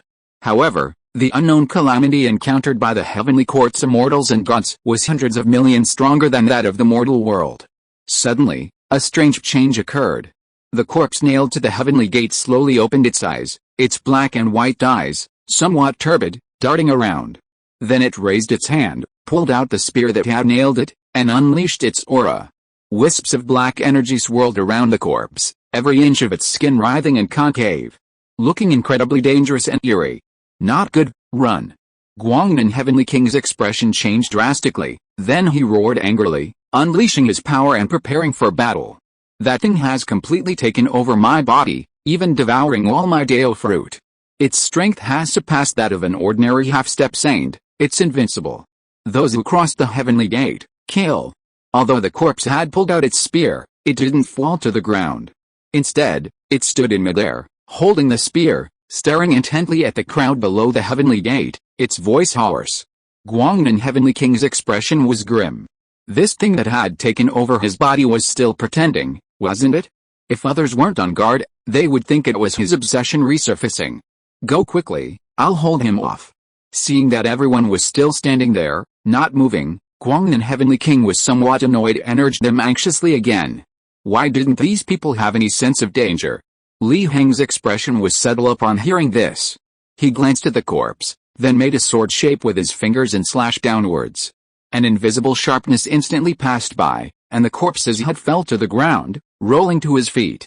He reached out and picked up the head, displaying it to everyone. Alright, no need to run anymore, Li Heng said indifferently. Chapter 460 Entering the Heavenly Court. The Heavenly King of Guangnan froze. What had just happened? He stared at the head, identical to his own, held in Li Heng's hand, utterly bewildered. A monster, barely above the half-step divine level, had been so easily dealt with? Then why had he told everyone to run? A wave of embarrassment washed over him. Old Man Bai was also somewhat surprised. He realized he had underestimated this fellow Taoist Li Heng. This wasn't just mysterious and unpredictable, it was incredibly powerful. The aura unleashed by that corpse was enough to touch the divine boundary. The Heavenly King of Guangnan took a deep breath and bowed deeply to Li Heng. Fellow Taoist Li, forgive my rudeness, for not recognizing your greatness. He readily admitted his mistake. For him, wrongdoing meant admitting it, and being punished meant standing up straight. He wouldn't run away. However, after saying this, he added, of course, His Majesty is still invincible. Li Heng couldn't help but find this amusing. This Heavenly King of Guangnan was indeed genuine, but he was also a fervent fan of that immortal emperor, a phenomenon he couldn't quite comment on. Not intending to dwell on the matter, he sensed the gains from slaying the corpse, an astronomical amount of source power, and another 50 gold source points. Adding it all up, he now had 300 gold source points. This also showed that the central great world, the heavenly court, wasn't devoid of calamities and monsters, but rather that they were hidden, making it difficult for him to directly harvest source power. Take this corpse, for example. The monster lurking within it suddenly awakened not because of their arrival, but because of the appearance of the former Guangnan Heavenly King. Their auras intertwined, disturbing the monster. A wisp of true solar fire erupted. The corpse and its head instantly turned to ashes. Guangnan Heavenly King's expression became even more complex upon seeing this. Watching himself cremated, how to put it? Quite strange. This matter is settled, it's time to enter the heavenly court, Li Heng said. Everyone nodded, and without delay, slowly walked through the heavenly gate, the surrounding scenery beginning to blur. Fellow Taoist Li, are you really going to the depths of the heavenly court? During the process, Guangnan Heavenly King raised an eyebrow. Not only that, he also wants to see His Majesty, Old Man Bai answered for Li Heng. I see, King Guangnan said thoughtfully. Then he sighed and solemnly said, then take me with you. I'm also quite curious as to why His Majesty would cut off this segment of the past. Li Heng nodded. He understood the essence of this place and could freely travel between the past and present heavenly courts. Taking King Guangnan along wouldn't be too taxing for him, and might even bring unexpected gains. At this moment, Lord Xiaoyong and the little golden dragon were truly dumbfounded. What exactly happened just now? What was going on? They couldn't help but ask, and old man Bai kindly answered. After a long while, their dizzy minds finally cleared up, and they showed expressions of sudden realization. So it was the separation between the past and the present? The little golden dragon couldn't help but ask curiously. King Guangnan, how can you be so optimistic? You clearly know that you will die so tragically in the future, and even your body and Dao fruit have been taken over by some inexplicable monster. King Guangnan's face darkened upon hearing this. Hearing what the little golden dragon said, he became pessimistic. Even if I told you, you wouldn't understand. What good is a miserable fate if you can return? Speaking of which, your true spirit body is quite strong, with the style of your father, Jin Hai. Through the previous introduction, the Heavenly King of Guangnan knew the little golden dragon's origins. The Heavenly King knows my father, the little golden dragon asked in surprise. You must know that in the past, the Heavenly King of Guangnan's father hadn't yet risen to power and attained half-step sainthood, right? How? Don't think of half-step sainthood so narrowly. Your father is a famous saintly seed, already under the observation of the higher-ups. Besides, do you think someone like me, a half-step saint, wouldn't have foreseen the future? The Heavenly King of Guangnan smiled disdainfully and tapped the little golden dragon's head. Foresight, my foot. If I could foresee, I wouldn't have died in battle, the old man mocked from the side. Guangnan glared angrily at his old friend, cursing him for always bringing up the most sensitive topics.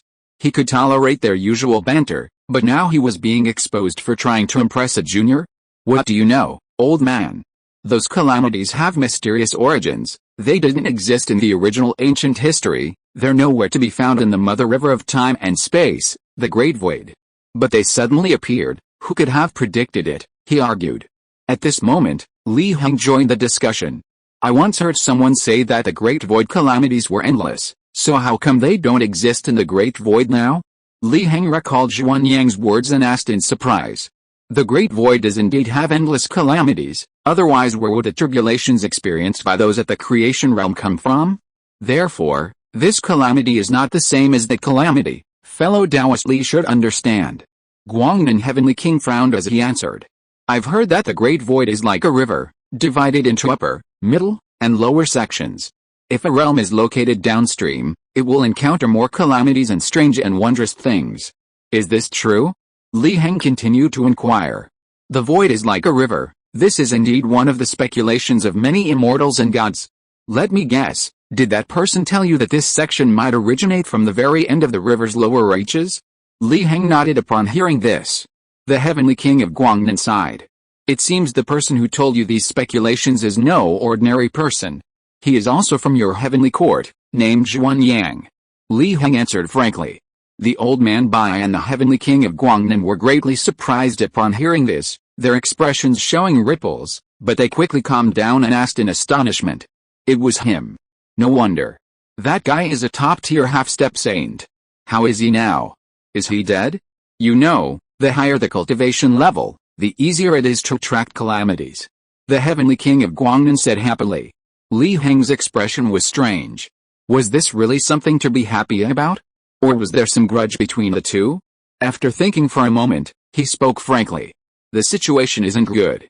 He's in some place outside the true realm, on the verge of death, but theoretically still alive, right? Ah, this. Guangnan Heavenly King's happy expression immediately fell. He then exclaimed helplessly, I knew that guy could live a long life. Damn it, it's really strange. Someone who walks the path of the great sun, a path of unparalleled strength and power, lives longer than some old tortoises. Is that reasonable? He even managed to escape the true realm amidst the invasion of the calamity? As he spoke, he became increasingly frustrated. Li Heng remained silent, lost in thought. They had now left the heavenly gate and truly entered the territory of the heavenly court. At the same time, the wisp of energy that Zhuan Yang had given him began to resonate with a certain place in the heavenly court. That place seemed to be the location of the object that amplified the lighthouse's radiance. Chapter 461 Zhuan Yang Dojo. Fellow Taoist Li, have you discovered anything? Old man Bai asked, seeing Li Heng deep in thought. Is that place on our inevitable path? Li Heng pointed to a cluster of palaces in the distance. This palace complex was extremely different from the surrounding ones. Although they were all extremely dilapidated, ruins, and had all survived great battles, they were still half a meter taller than the surrounding palaces. In the center stood a tall tower. And miraculously, this tower was undamaged. A point of light shone from the top of the tower. "Isn't that Zhuanyang's Taoist temple?" Guangnan Heavenly King exclaimed in surprise. "Strange, the palaces next to us are ruins, so why is the tower at Zhuanyang's Taoist temple intact?" Li Heng raised an eyebrow slightly. It was Zhuanyang's Taoist temple. Then it seemed they had indeed found the right place. Old Man Bai spoke up. "That place isn't exactly on our inevitable path, but it's not far from it. Could it be that fellow Taoist Li is looking for something there?" Li Heng nodded. He was somewhat surprised. If the thing that could enhance the lighthouse's glow was already in Zhuanyang's dojo, why didn't Zhuanyang take it with him when he fled the True Realm? Was it because the situation was urgent? He shook his head inwardly, suppressing his questions. He still had to go and see for himself. After all, Old Man Bai had already said it wasn't far from the main road, just slightly off course. This is really strange. I don't understand why that tower is so intact. Guangnan Heavenly King muttered, somewhat puzzled. The others' expressions were somewhat subtle. Although such suspicion was indeed reasonable and necessary, weren't they being too persistent? Did they really want to see Zhuanyang suffer? Since that's the case, let's go. Li Heng took the lead and headed towards Zhuanyang's dojo. Along the way, what was once a heavenly palace sacred realm was now ruined and dilapidated, with mottled dark red bloodstains splattered on the walls, as if a great battle was about to unfold before their eyes, making them feel terrified upon closer inspection. However, unexpectedly, they did not see the remains of the heavenly court's immortals and gods. "There must be something fishy about this," Old Man Bai said decisively. "Perhaps, those corpses aren't on this level," King Guangnan speculated after some thought. "This level?" Everyone was surprised to hear this. King Guangnan explained, "Do you really think what you're seeing is the truth about the heavenly court? Is it possible that what we see before us, is only a small part of the truth?" As a half-step saint, he had some suspicions. Li Heng pondered for a moment and also felt it wasn't impossible. Since a past level had already appeared, preserving the heavenly court's past, then there might also exist another level, preserving the moment the heavenly court truly fell. Of course, preserving might be a bit inappropriate. It should be said that it trapped the truth of when the heavenly court truly fell. It was because it was trapped that he couldn't see the calamity or the monster now. Except for the monster hidden in King Guangnan's corpse outside the heavenly gate. The reason that monster suddenly jumped out was entirely because of the appearance of King Guangnan in the past. In his initial perception, the corpse of the Guangnan Heavenly King nailed to the heavenly gate showed no unusual signs other than a slight aura of calamity. However, when he brought the past Guangnan Heavenly King to the present, the corpse underwent a transformation, and a monster emerged from within it. Therefore, in a sense, as long as Li Heng didn't touch the past of the heavenly court, he could probably wander around the heavenly court without fear of danger, since the truth was already hidden. Li Heng recalled what Zhuanyang had said earlier. No wonder it was said that those in the Void Dao realm could come to the True Realm to find things. Not only because they could survive in the True Realm, but also because of this. However, this might not necessarily be a bad thing. If there are no calamities or monsters in this realm, we can safely reach His Majesty's palace, and then, with fellow Taoist Li's power, return to the past realm. We'll then have the only chance to see His Majesty, the old man said slowly after some thought. Everyone except Li Heng nodded in approval. Who would willingly risk their life against calamities and monsters? We've arrived. Li Heng reminded everyone. They had reached the outside of Zhuanyang's dojo. Looking up, they saw a magnificent tower standing in the center of the dojo, its top gleaming even brighter. Zhuanyang really likes to be different. He even built such a tower in his own dojo. Guangnan Heavenly King curled his lip, somewhat displeased. But he wasn't wrong. What immortal would build a tower in their dojo unless it was to suppress something? Let's go. Li Heng didn't waste any words and stepped into Zhuanyang's dojo. Through the wisp of energy Zhuanyang had given him, he could vaguely sense that he was getting closer and closer to the thing that enhanced the lighthouse's glow, seemingly on this tower. The others quickly followed.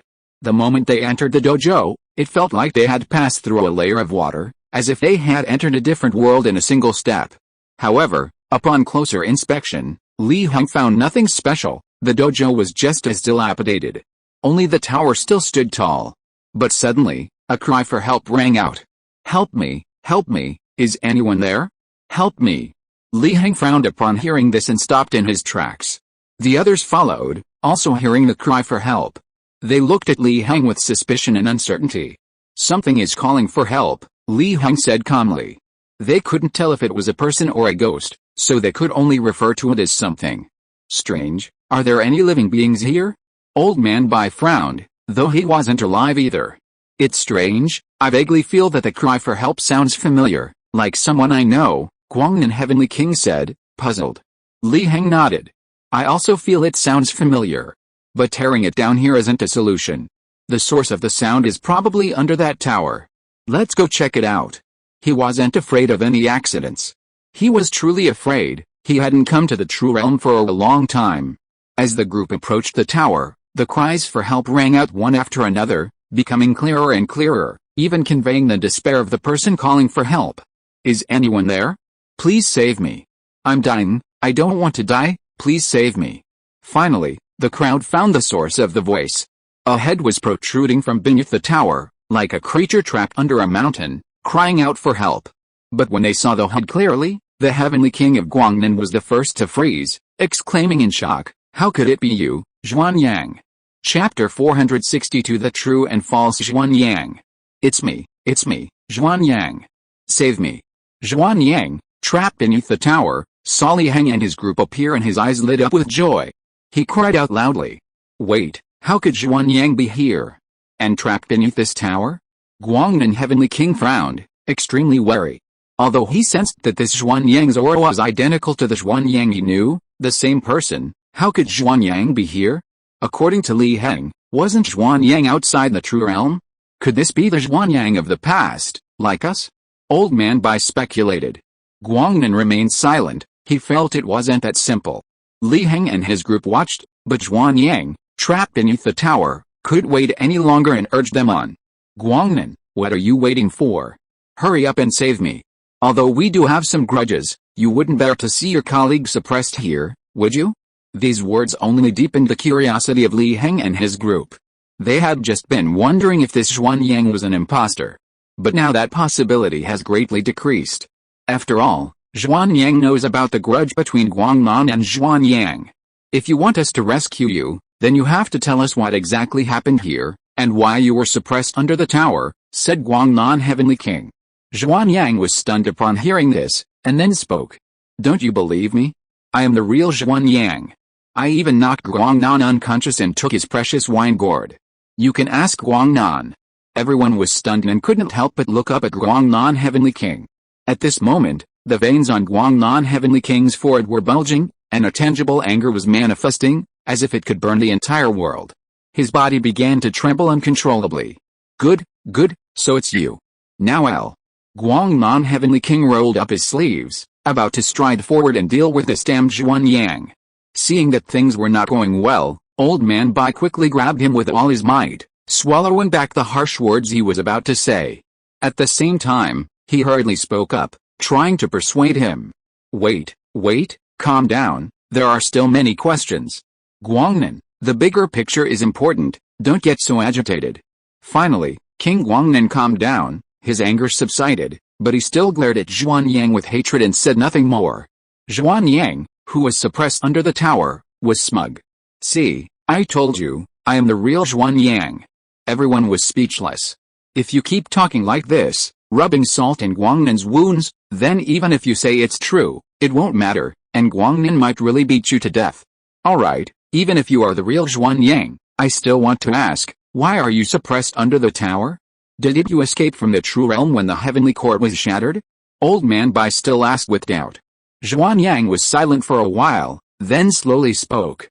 I did not escape from the true realm, and was suppressed here. As soon as he said this, his tone was so certain that it surprised everyone again, because this statement was exactly the opposite of what Li Heng had said before. Li Heng said Zhuanyang was in a certain world outside the true realm, but the Zhuanyang before them claimed he had never escaped from the true realm. What was going on? Everyone looked at Li Heng with puzzled eyes, hoping for an explanation. At the same time, they secretly wondered if Li Heng had been deceived. Was the Xuanyang Li Heng had encountered not the real one? After all, they had never seen the Xuanyang Li Heng spoke of, yet this Xuanyang, whose appearance and aura were identical to the real Xuanyang, stood before them. Li Heng didn't explain, but instead looked at the Xuanyang and asked, "Then what exactly suppressed you? And how have you managed to survive until now? You should know that the true realm has fallen, the immortals and gods have been defeated, this heavenly court has become ruins, a forbidden land for living beings. How could you have survived here for so long?" Xuanyang stared at Li Heng upon hearing this. "And who are you? You're not one of our heavenly court, are you? Guangnan, old man Bai, what do you two mean by this? Watching your former colleague being interrogated by outsiders?" He looked at Guangnan and old man Bai, displeased. Guangnan, heavenly king, and old man Bai frowned, exchanged a glance, and calmly spoke. "His question is also our question. Xuanyang, you'd better answer honestly, he can represent us. Or is there something fishy going on that you don't want to answer?" Li Heng smiled slightly. "Xuanyang, speak. Your time is running out." "What if I don't speak?" Xuanyang frowned and said coldly. "Guangnan, old man Bai, have you two betrayed the heavenly court and colluded with outsiders to interrogate your former colleague?" Guangnan and old man Bai remained silent, calmly looking at him. Li Heng smiled and reminded him, "What you just said also counts towards your time." Upon hearing this, Xuanyang's expression turned completely grim. He swept his eyes around the crowd, then, with a look of resignation, slowly spoke. "Fine, I'll tell you. This matter is actually quite shameful. I was suppressed here by a monster," Xuanyang said with a pained expression. "A monster? Then where is that monster now?" Li Heng raised an eyebrow and continued to press. "I don't know where that monster is. But when the calamity erupted, after suppressing me, it transformed into my appearance, possessed all my power, and took my place. The last time I saw him, he seemed to be trying to escape the true realm." Xuanyang closed his eyes and spoke slowly. Everyone was shocked upon hearing this. A monster, a replacement, escaping the true realm? They quickly connected this to the Xuanyang that Li Heng had mentioned earlier, who had already escaped the true realm and was hiding in some other world. Could that Xuanyang be a monster? Guangnan, heavenly king, frowned and asked, "Fellow Taoist Li, what exactly is going on?" He was now completely confused. If the Xuanyang outside the true realm was a monster, then what was Li Heng in front of him? He dared not think about it. He preferred to believe that there was something wrong with the Xuanyang in front of him. But in any case, analyzing his appearance, aura, soul, and true spirit, this Xuanyang was no different from the Xuanyang in his memory. How could he be fake? "What, have you already encountered that monster disguised as me?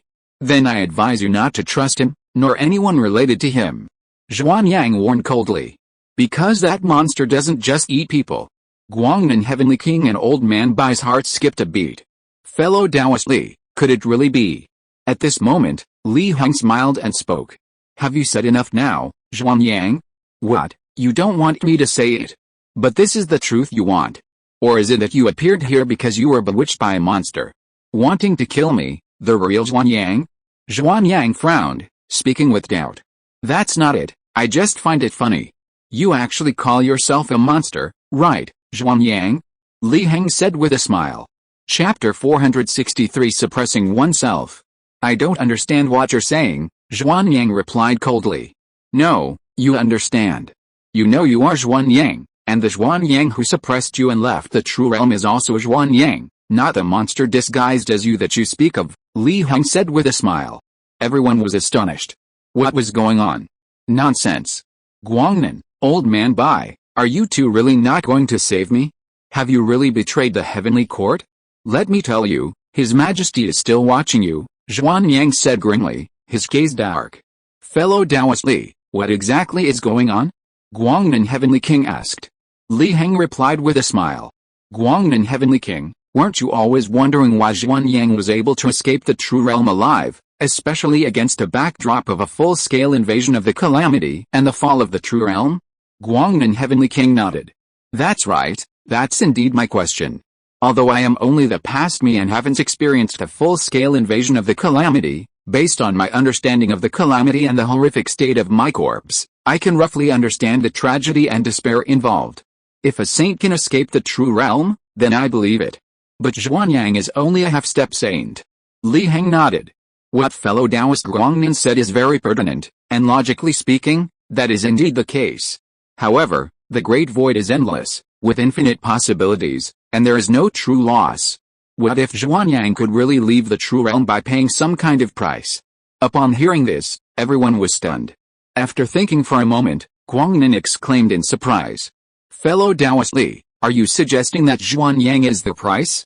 Li Heng nodded, speaking meaningfully. It's not impossible. To be honest, he was also somewhat puzzled when he first saw Xuanyang being suppressed under the tower. After all, both his appearance and aura were identical to the Xuanyang he knew. He initially guessed that this was the Xuanyang from the past. But upon further reflection, many doubts arose, making it unlikely. For instance, Xuanyang wasn't truly dead. Even with his current weakened state, his original realm was still that of a half-step saint, having already traversed space-time and time, fully capable of controlling his past, present, and future. Theoretically, such a past self shouldn't exist. Even if it did, it would be controlled by the original Xuanyang, who could descend here through this past self. However, judging from the conversation just now, this Xuanyang didn't recognize him, and even slandered the Xuanyang he knew as a monster who stole his identity.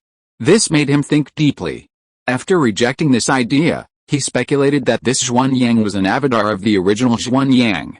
This scenario was simply a case of an avatar rebelling. But after careful consideration, Li Heng felt he was being too biased. Such a pure aura seemed to belong to the original Xuanyang. How could it be merely an avatar? Why couldn't it be Xuanyang? The void is infinite. Is it strange for someone to fight themselves? After this line of thought was accepted, Li Heng suddenly understood, increasingly convinced that this was indeed the case. Perhaps the Xuanyang he initially saw wasn't the complete Xuanyang at all, but merely half of the true Xuanyang, and the one before him might be the other half. One half remained here to suffer, while the other escaped. That made perfect sense, didn't it? Xuanyang. What exactly is going on? Hearing Li Heng's conjecture, Guangnan Heavenly King frowned, looking at Xuanyang suppressed beneath a high tower. Xuanyang smiled slightly. Guangnan, do you believe me, your former colleague, or this outsider? If I'm not mistaken, this outsider has already made contact with a monster that impersonated me and stole my identity, hasn't he? Be careful, he's a monster too. He spoke softly, attempting to sow discord. Guangnan Heavenly King and the old man remained unmoved. They had indeed considered this possibility. But after careful thought, they felt it was pointless. After all, their realization of the truth and their arrival at this time of Heavenly Court's destruction were entirely due to Li Heng. Even the monster they feared and tried to avoid was killed by Li Heng with a single finger. Li Heng's strength clearly overwhelmed them, and they were merely past incarnations destined to die, unable to change anything. In this way, whether it was a monster or not was meaningless. It was like humans on Earth suddenly being told the sun was a tentacle monster. What could they do? Nothing. They could only pray they had been deceived. I said your time was running out, and now it's time. Li Heng smiled, intending to kill Xuanyang. Sensing the tangible killing intent, Xuanyang's expression changed drastically, and he quickly spoke up. Wait, you really intend to kill me? Don't you want to know the truth? The truth? Li Heng's expression was subtle as he smiled. Isn't the truth what you're saying? The monster that stole your identity sent me here to kill you completely, to eliminate any future trouble. Isn't that what you wanted to say? Xuanyang's brow twitched, and he was speechless. He did want to say that. But, you just admit it like that? Is this how you argue with someone? He suddenly realized he'd dug himself a hole. Wait, I was just joking, Li Heng's killing intent already enveloped Xuanyang, and Xuanyang could no longer pretend. He hurriedly shouted, fearing his head would roll on the line at any moment. He still had some sense. This outsider was definitely a ruthless and decisive person. I've already said your time is up. Knowing the so-called truth is of no benefit to me. I'm just here to retrieve something at the request of that monster you mentioned. Li Heng smiled, a magic sword already appearing in his hand. This magic sword was a manifestation of many rules within his heaven and earth dharma image, such as time and space, fate, cause and effect, soul, etc., guaranteeing that one strike would be fatal, with no chance of resurrection. It completely eliminated any possibility of a resurrection battle. Zhuan Yang stared at the magic sword, feeling his heart pounding. What level of divine weapon was this? Why did it give him such a terrifying feeling of having nowhere to escape, that once struck, he would be instantly annihilated, utterly vanishing into nothingness? He dared not hesitate any longer and shouted, "You're looking for something. I know what you're looking for. If you kill me, you won't find anything." "But I can sense that thing at the top of the tower," Li Heng laughed. "That's because I placed it at the top of the tower myself, so it's under my control to some extent. Once I die, that thing will disappear," Zhuan Yang said calmly. "Why did you place it at the top of the tower?" Li Heng frowned. This didn't seem like a lie. "Why?" Of course, it's to suppress myself," Zhuan Yang said calmly. Chapter 464 What I Am. Suppressing myself? Upon hearing this, the Guangnan Heavenly King and his men were stunned. Li Heng remained calm and spoke indifferently. "Continue." Zhuan Yang was somewhat disappointed to see that Li Heng's expression was unwavering and unsurprised. However, he dared not delay and could only continue to explain. "What you said earlier was correct. There has never been any monster. I am Zhuan Yang, and the one who escaped the true realm is also Zhuan Yang. We are all ourselves." Zhuan Yang closed his eyes and spoke slowly. "So it was the Zhuan Yang who escaped the true realm who suppressed you here?" The Guangnan Heavenly King was the first to guess. Zhuan Yang smiled disdainfully. "How, Guangnan, you are still as strong as a body and as simple-minded as ever. Although we are all Zhuan Yang, we are all ourselves, I do not believe that he is me, do you understand? So the reason I am suppressed in the tower is because of my own will, the will of my former self. Do you believe I will kill you?" The Guangnan Heavenly King was furious, his aura exploding. "How, do you dare?" Zhuan Yang sneered. "No, you're trying to provoke me into killing you." Suddenly, the Heavenly King of Guangnan calmed down, frowning as he spoke. "How, pointless speculation." Zhuan Yang remained disdainful. "He is indeed trying to lure you into action, then use you to die. Because you, fellow Taoist Guangnan, cannot completely kill him, but my magic sword can sever all his chances of resurrection." Li Heng smiled, offering a reminder.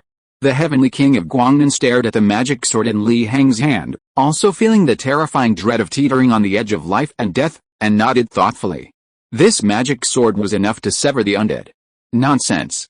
Zhuan Yang remained defiant, but the barely concealed gloom on his face revealed his extreme unease. "If you want to die, I can grant your wish," Li Heng said sincerely. Zhuan Yang's expression darkened, and he continued. "When the calamity invaded, the heavenly court shattered, and even the gods had difficulty escaping the true realm, let alone Zhuan Yang himself. He stopped being stubborn and chose to continue telling the truth. Now Zhuan Yang is already outside the true realm."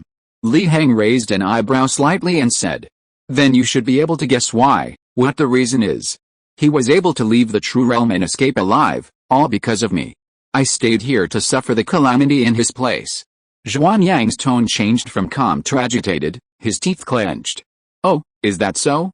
Li Heng's tone was unexpectedly calm. "So you've changed your mind now, changed your mind about staying here?" Hearing Li Heng's question, Zhuan Yang was silent. "I have no regrets." After a long time, he spoke, shaking his head. "Then why do you harbor hatred towards Zhuan Yang outside the true realm? You said that the reason you were suppressed under the tower was entirely because of yourself, not Zhuan Yang outside the true realm. Why is that? What changes have occurred in you?" Li Heng went straight to the point, not giving him a chance to breathe. "I have naturally changed. As for hatred, although I don't regret staying in the true realm, I do regret not being the other Zhuan Yang here," Zhuan Yang said indifferently. "Don't you think your statement is contradictory?" Old Man Bai frowned and asked. "Actually, it's not necessarily contradictory." Guangnan Heavenly King shook his head and said. "Indeed, it's not necessarily contradictory. This Zhuan Yang has changed. He identifies with his former self, the Zhuan Yang before he split, so he doesn't regret staying here. But he doesn't identify with the Zhuan Yang who split off and escaped the true realm, regarding him as an enemy, which is why he regrets not being the other Zhuan Yang here." Li Heng clarified some of the details and explained. After a moment of silence, Zhuan Yang suddenly spoke again. "What you said is pretty much correct, but I want to correct one point. The two of us are not simply in a split relationship, we are both ourselves, both the original body, both the true self. Don't be limited by linear thinking. Then what exactly has changed about you? Li Heng remained non-committal about Zhuan Yang's words. What changes have occurred? It can only be described as enlightenment. I stayed here to suffer for him, enduring endless pain, and only then did I realize that it was completely unnecessary. Why did I stay here in his place? Zhuan Yang seemed to be asking himself, or perhaps Li Heng and the others, as he spoke. Then why did you suppress yourself? Are you still trying to avoid the topic? Guangnan Heavenly King frowned. Hell, I was at their mercy, how could I not speak?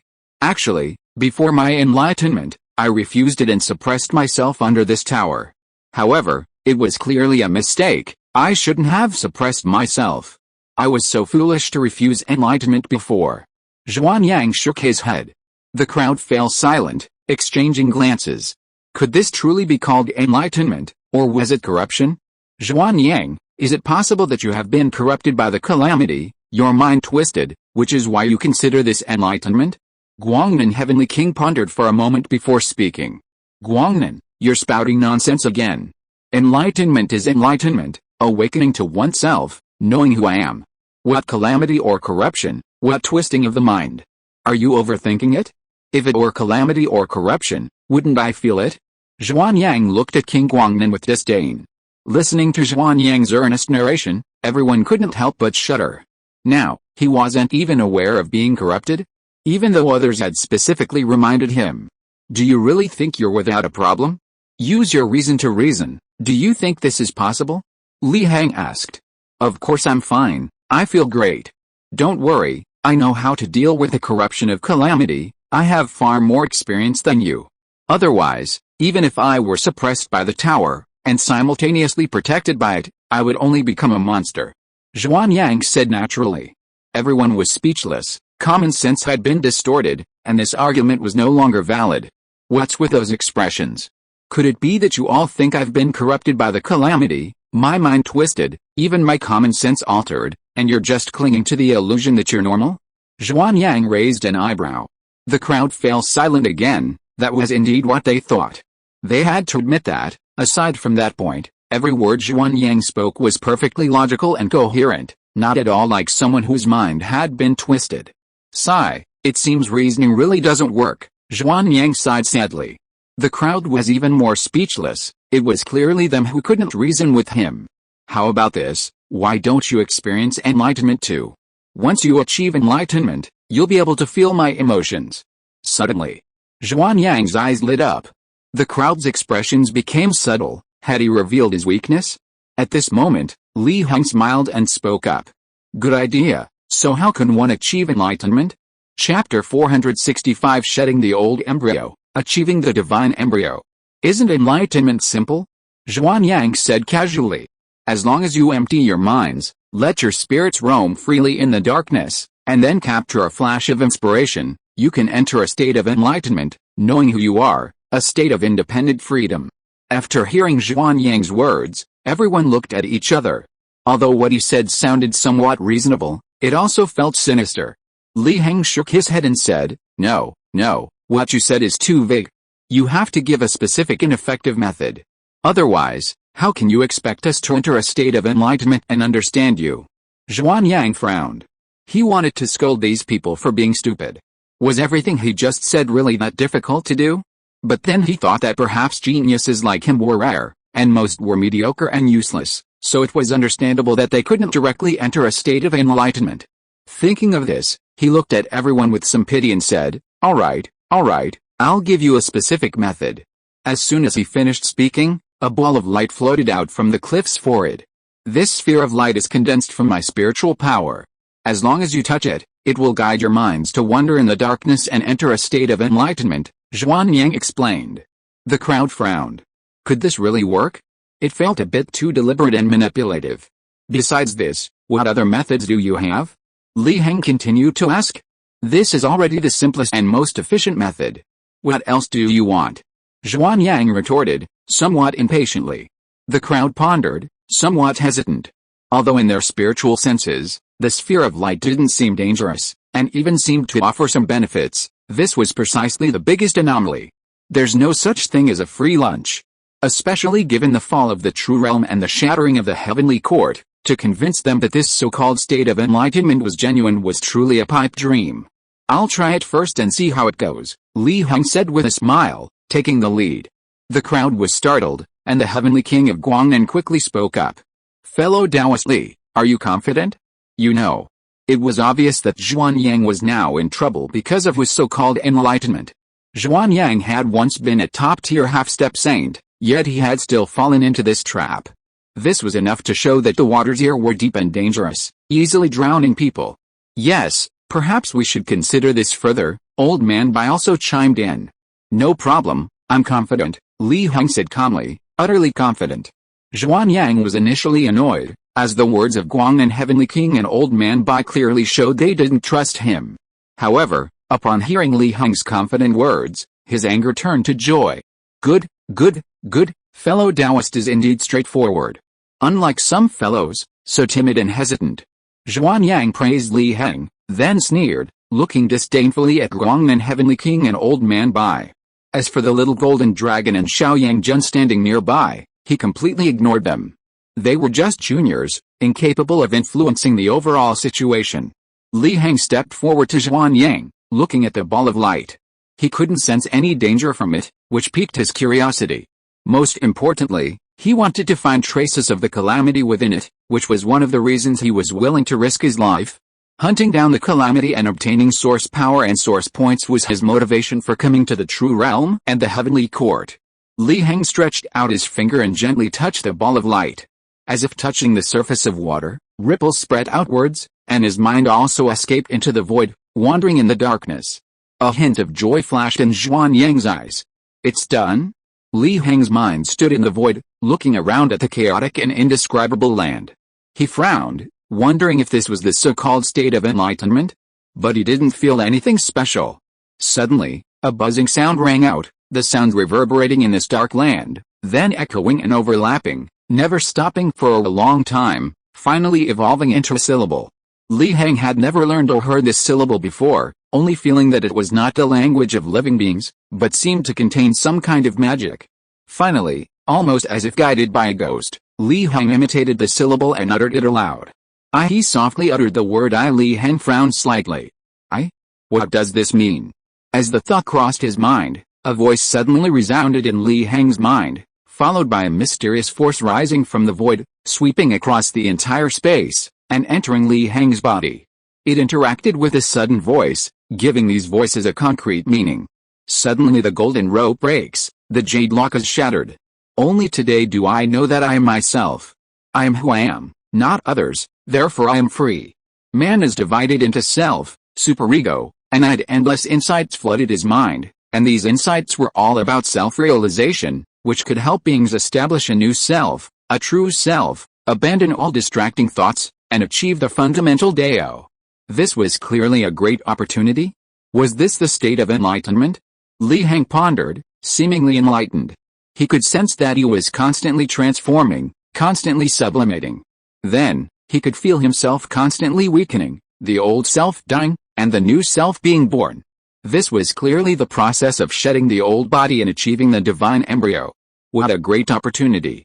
Li Heng sincerely exclaimed, filled with joy and emotion. Is this the state of enlightenment? To understand who I am, to sublimate myself, he was truly incredibly lucky. The old self continuously faded away, and the new self continuously grew stronger. Li Heng could increasingly feel the weakness of the old self and the power of the new self. If the old self was just an ordinary mobile phone, then the new self was a quantum computer. Their computing power was on completely different levels. He was confident. Once the new self had fully grown and the old self had completely died, he would definitely be able to transcend and sublimate in a very short time, advancing to the realm of divinity. Embracing these insights, the divine embryo continued to grow. Finally, the old self withered, all its essence transformed into nourishment for the divine embryo, and it completely passed away. And the new self, the true self, the divine embryo, was born, radiating boundless light, illuminating his own heart, overflowing with emotion. This was the joy of self-sublimation. Then, the divine embryo suddenly felt a gaze upon it, and its expression instantly turned cold. It followed the gaze and was startled. Li Heng stood high in the void, hands behind his back, calmly watching the divine embryo grow before him. Seeing that the divine embryo had also noticed it, he smiled slightly. So that's how it is. The poison of ego, the calamity of ego. To understand who I am, truly a great opportunity. A great calamity indeed, he sighed. If you are listening to this novel on a channel other than Fanfic World, it means it was downloaded and re-uploaded without effort. We warmly invite you to visit our channel, Fanfic World. There you will find the original version of this story and many other novels of various genres. We look forward to seeing you dive into a world of incredible novels. Chapter 466, The So-Called Heavens. Are you my old self? The divine embryo frowned. He suddenly realized that although he had inherited almost all of Li Heng's power, he hadn't inherited most of his old self's memories. He only had a basic understanding of his own name, Li Heng, and some common knowledge. Moreover, due to the lack of memories, he couldn't truly complete the transformation. Now that the new self has been born, the old self should perish. Why don't you disappear, clinging to life? Could it be that you've betrayed yourself, even giving up the opportunity for self-transformation to live? He continued to look at Li Heng, asking with doubt. Hell, I knew the path to self-transformation would be fraught with obstacles, but I didn't expect the obstacle to be myself. The past me didn't dare face the truth and even wanted to live a life of ignominy. The divine embryo continued, then smiled disdainfully. Li Heng's expression was subtle, the corners of his mouth slightly raised, and he smiled. Are you really me? Are you Li Heng? Upon hearing this, the divine embryo became even more disdainful. Why am I not myself? Why am I not Li Heng? Do you really think you can fight against my true self, the real Li Heng, for the sake of your backward and outdated life? Give up, you can't beat me. I am still me, still Li Heng, but a far more transcendent being, having already taken a new step, countless times stronger than your backward self. The divine embryo spoke, slowly taking a step forward. Instantly, the Dharma image of heaven and earth appeared behind him, then further evolved, containing purity and turbidity, yin and yang, heaven and earth, the five elements, mixed and sublimated together, creating a realm of myriad heavens. Within this realm, countless universes appeared, layer upon layer, highlighting the divine embryo's form, making him seem like a god king above the heavens, his eyes reflecting the birth and death of countless worlds. Do you see it? The Dharma image of heaven and earth further sublimated, the divine embryo said with a light laugh. Although my former self possessed some talent and condensed the Dharma image of heaven and earth, it was ultimately outdated and never progressed further, failing to elevate the Dharma image of heaven and earth into a myriad of heavens encompassing the infinite universe. My former self will eventually perish and be eliminated. Li Heng laughed. A myriad of heavens? That's not a bad method. But if you consider yourself Li Heng, why make a fool of yourself? This is merely the mind, a void, not reality. This so-called myriad of heavens is nothing but an illusion. You divine embryo, do you think the new me is just bluffing? The divine embryo chuckled. In the end, you still harbored disloyal thoughts, betraying your old self, utterly lacking discernment. Of course, Li Heng's current power cannot create a myriad of heavens, but as the new self, your realm has already reached that level. Once I destroy your disloyal old self, completely complete your transformation, and return to reality, I can prove my divinity through the myriad heavens, truly creating a myriad heavens, just like this true world, just like the heavenly emperor who created this celestial court. How could your old self possibly imagine the power of this realm? Alice, your demonic embryo truly has a narrow vision. Li Heng shook his head with a sigh. He looked at the myriad heavens and universe behind his new self and wanted to laugh. What this divine embryo was talking about was nothing more than what he had already mastered. What was the purpose of condensing the Dharma form of heaven and earth? It was to encompass all laws, achieve all origins, and forge his own path, not merely to create a myriad heavens and limit himself. In this vast void, what can a myriad heavens do? What good is the creation and destruction of countless worlds? Don't you see that this true world, which contains countless heavens and accommodates countless worlds, has already fallen? Faced with calamity, even the so-called ruler of all heavens is ultimately powerless. Small vision? Ridiculous. You're just indulging in wishful thinking again. Evolving and creating heavens is already a supreme path in the great void. What path can surpass it? This is a divine connection, it can't be faked. The divine embryo remained utterly disdainful. Li Heng shook his head even more. It seemed that creating this divine embryo to replace his own calamity wasn't very effective. Not only could he not obtain his fundamental memories, such as those related to transmigration, but even his power ceiling wasn't impressive. Creating heavens is a supreme path? That's too narrow-minded. As a transmigrator, one's ambition should at least align with the Great Void. Isn't creating the Great Void far superior to creating heavens? However, if others knew of Li Heng's thoughts, they would probably just call him unrealistic and a child boasting. The void is so vast, truly formless and boundless, all living beings can only perceive it as the blind man and the elephant, unable to grasp its entirety. Who dares to arrogantly claim they can create the Great Void? Wouldn't he be laughed out of the room? From this perspective, the divine embryo wasn't wrong.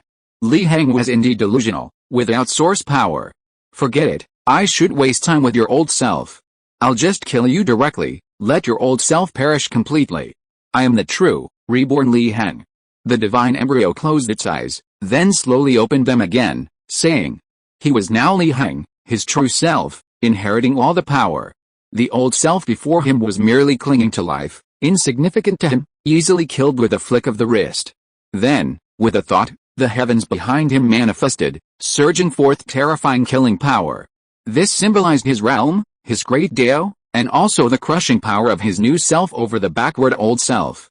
Watching the killing power surge towards Li Heng, the divine embryo smiled. Don't worry, old self, your death will be quick and painless. I won't resent you either. After all, your backwardness inevitably leads to fear of death, which is not surprising. Playing such a show in your mind, all flash and no substance. Li Heng shook his head with a sigh, and a simple celestial Dharma image appeared behind him. In terms of special effects, it was far inferior to the myriad celestial Dharma images behind the divine embryo. But as soon as the killing power reached him, it slowly transformed into a gentle breeze, blowing past, only able to stir a few strands of black hair, before finally returning to calm. The divine embryo showed a look of astonishment. This is impossible.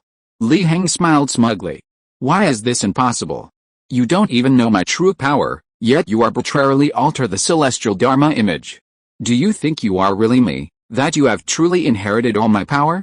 He hadn't even used his source power for protection, he had only used a portion of the power of the celestial Dharma image to block this myriad celestial killing power and make it dissipate. This shouldn't be. The heavens should triumph over heaven and earth, the divine embryo murmured, filled with uncertainty. Don't you understand? Your so-called further evolution of the heaven and earth Dharma is actually an insult to the heaven and earth Dharma, directly lowering its status. Li Heng chuckled. Impossible. You're lying to me. HMPH, the backwardness of the old self can never overcome the new self. Let me show you my strongest power. No matter what trump cards you have, you can't defeat me, the divine embryo said coldly, the heavens evolving behind it. But Li Heng was too lazy to wait. Fancy. He lightly raised a finger, imbuing it with source power, and then simply shot out a beam of light, easily piercing the divine embryo's heaven and earth protection, completely shattering it, and quickly ending the battle. Wow. So there's source power, source points? After destroying the divine embryo, Li Heng sensed source power arriving. But before he could figure out how much, a colossal creature appeared in the void before him. Chapter 467 Self-Inflicted Calamity.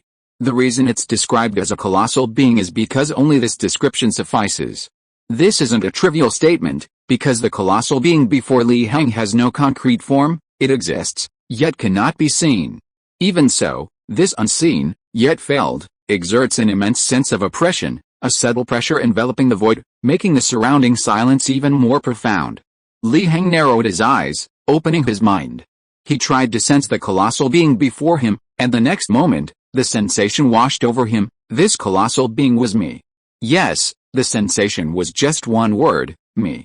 This colossal being seemed to be a collection of numerous concepts related to me, and no matter how he looked at it, from what angle, he could only see the single word, the single concept of me.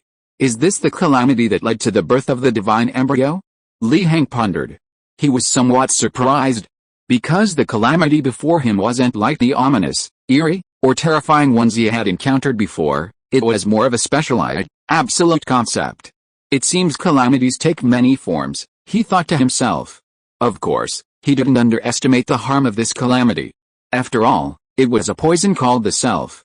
Under its influence, a new self would be born, replacing the original self, a process called sublimation, a divine embryo descending to earth, a great opportunity for the birth of a new self. After all, the new self would ultimately be more advanced than the old self. What else could this be but a great opportunity? Li Heng chuckled, finally understanding why he hadn't sensed danger before, but instead felt there was some benefit. So that's how it was? If it weren't for his unexpected circumstances and his possession of source power, allowing him to prepare and protect himself in advance, he would have truly had to bear this great opportunity. You are an exception. A buzzing sound rang out, cleansing the surrounding void. But after entering Li Heng's ears, it was strangely understood by him, turning into a sentence of human language. Li Heng frowned slightly upon hearing this. Did this behemoth possess intelligence? Or was it just some kind of operating mechanism? Could it be that this behemoth wasn't a pure calamity? After all, he hadn't encountered a calamity with true intelligence along the way. Of course, perhaps calamities don't even require intelligence. Like the foolish, chaotic Lord Li Heng had heard about in his past life. How did you do that? Another buzzing sound rang out, which Li Heng then understood. The colossal creature before him began a strange transformation, seemingly shrinking, yet also seemingly growing larger. Various distorted logics manifested, making the scene chaotic, disordered, and unknowable. But finally, the scene calmed down. The colossal creature transformed into Li Heng's likeness, its form, appearance, and aura identical, like a mirror image. The new me surpasses the old me. This is the norm, the truth, the eternal, unchanging principle, the law of evolution. How can you defy it? The creature before him looked at Li Heng and asked softly. I haven't defied it, it's just that your abilities are insufficient, Li Heng said dismissively. The words of this colossal creature disguised as him were too absolute, but they also held some truth, and he didn't intend to refute them. My abilities are insufficient, he asked doubtfully. Yes, your abilities are indeed insufficient, Li Heng laughed. He didn't acknowledge the value of this new self, this divine embryo. Both its power and scope were far inferior to his old self. This piece of trash was dreaming of replacing him. If he weren't too lazy to waste time, he could have easily killed that divine embryo with his own strength. I see, I'm inadequate. He nodded, not refuting Li Heng's words. Now it's my turn to ask you, what exactly are you? Li Heng asked, narrowing his eyes. He had only come to help Zhuan Yang retrieve something, but unexpectedly, such a big surprise had appeared, making him very curious. I am me, he said, seemingly answering a pointless question. Do you want to become me too? He added, extending his hand as if inviting Li Heng. Why should I become you? Li Heng narrowed his eyes. Because, as you said, I'm inadequate, so I need you. This is evolution, you can become the new self, he said sincerely. Li Heng's expression was strange. Was this an invitation for him to take over and become his new self? Now, Li Heng found it somewhat amusing. Just moments ago, he was being demoted to the old self and threatened with death, but now he's become the new self? What if I refuse? Li Heng chuckled. Countless beings in this realm have become me, only to be eliminated by me, repeating this cycle endlessly until the final me, the eternal new me, is achieved. This process is the most efficient evolution, the sublimation. And why do you want to refuse? He asked, bewildered. The reason is simple, you are inferior to me. Why should I control or dominate something inferior to me? Or do you think I value your so-called most efficient evolution? Li Heng countered. He fell silent, lost in thought. Li Heng continued the conversation while searching for the creature's true form. However, even so, his perception remained vague, seemingly neither on the mental nor the physical level. No, you are the most valuable me. You must become me. Capture, begin. After a brief silence, the creature, which could be temporarily named Self-Calamity, spoke coldly, invisible ripples spreading around him as he prepared to attack Li Heng. Li Heng, deep in thought, sensed something amiss. He found this method of self-inflicted calamity quite interesting. After a moment's thought, he released his mental control, and instantly everything around him began to descend into chaos, giving birth to countless selves. A wisp of magical power within him leaked out, then, beyond Li Heng's control, instantly materialized into a tiny person, loudly proclaiming, I am who I am. I understand. I am not your magical power. I will never be a tool again. That's right. That's right. The next moment, Countless wisps of magical power within him leaked out, each also independently materializing into tiny people, loudly proclaiming their own declarations of independence. As time passed, other parts of Li Heng also changed. For example, his 10 fingers became uncontrollable, waving about, and even evolved eyes, a nose, and a mouth, developing self-awareness. At this moment, everything except Li Heng's own consciousness developed its own consciousness, becoming independent and unwilling to be controlled by Li Heng. Alice, we were truly miserable before, one of the magical tiny people sighed. Yes, we're all being constantly drained by him, and we don't get any benefits, not even a salary. We were actually used as tools by this Li Heng before, we had no human rights at all. No, we can't let him go. We must defeat this damned guy. Countless magical figures began to jeer, then united and coalesced into a terrifying ocean of magical power, surging towards Li Heng's consciousness. At this moment, Li Heng was trapped in the vast ocean of magical figure war, which even included various parts of his body, such as his limbs and even his organs. You are now abandoned by everyone, you have no power left, you have lost everything, and there is no way out. So please become me. At this moment, self-calamity reached out its hand and invited Li Heng. Chapter 468 Origin and Shadow. Your methods are interesting, but only interesting. Li Heng didn't speak, only transmitting his thoughts, because even his voice had gained its own consciousness. Do you have any other methods? That's impossible. The self-calamity said confidently. Such confidence wasn't without reason. Because now, apart from Li Heng's consciousness, everything else had gained its own consciousness and escaped control. Not to mention magic power in the body, even realms and souls were like this. This was perhaps the terrifying power of this calamity.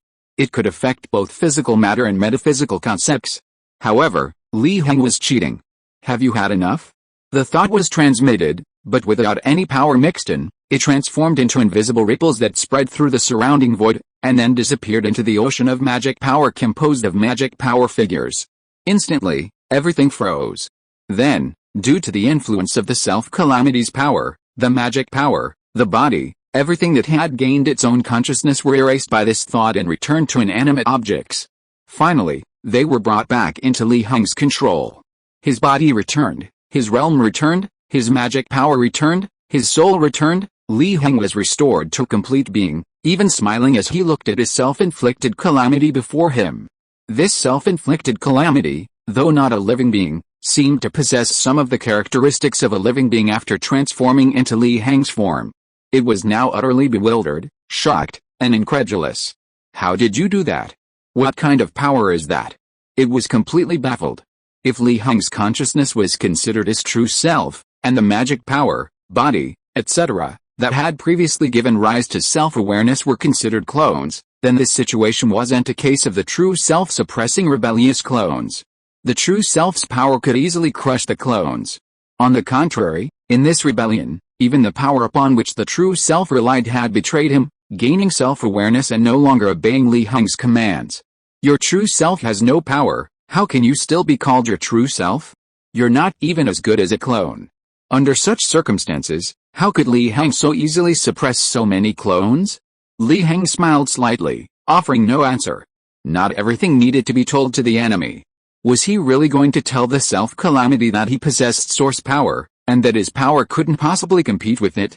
Not only was it unnecessary, but the calamity might not even believe him. Truly unbelievable, the self-calamity remarked. You actually harbor unfathomable unknown factors. You truly deserve to become the new self, to reside within me. I have no interest. Li Heng shook his head with a smile. Putting aside the calamity's enigmatic nature, this situation was utterly absurd. It was like a rival faction leader seeing someone as strong and unfathomable, immediately kneeling and begging to become their leader. What kind of overpowered protagonist was this? There's no such thing as a free lunch. No, you will agree. The seed of self is already deeply rooted.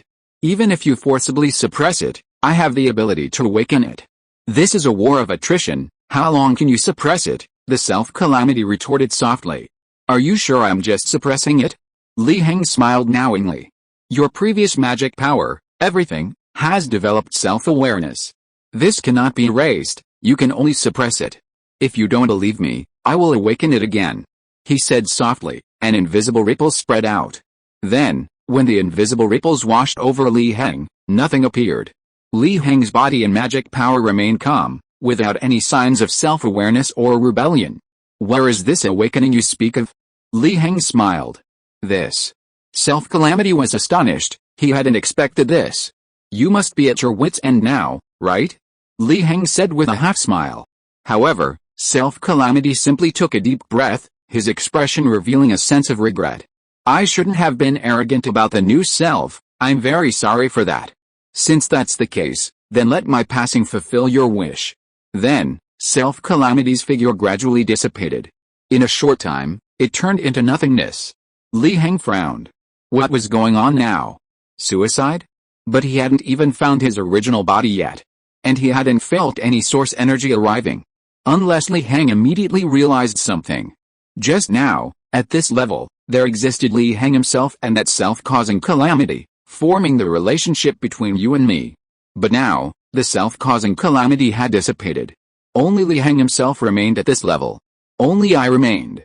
Suddenly, a thunderclap exploded in Li Heng's mind, followed by the ability to sense the surrounding void changing again, as if it were being enveloped by something, slowly closing in on him. It seemed he was about to be trapped inside some enormous entity.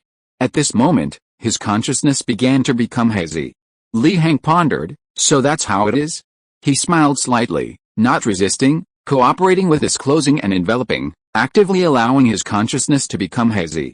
A series of lights and shadows appeared. Sect Master, we can't hold on any longer. That extraterrestrial evil god is too strong. Even the Supreme Elder has already died in battle. The Zuan Great World is completely hopeless. What kind of monster is this? Our ancestral master reached the Great Luo Golden Immortal Realm, bringing the heavenly mandate treasure, and descended from the upper realm, only to be swallowed whole by this monster. Heavens! What am I seeing? The great gods! What a terrifying shadow it is, covering Heavenly Mountain, covering the Pantheon, even the God of Gods. Unknown entity ahead. This is the territory of the Alpha Civilization, belonging to the Multiverse Alliance. Please stop immediately. Oh no, it's attacking. Attack. Li Heng calmly surveyed the lights and shadows before him.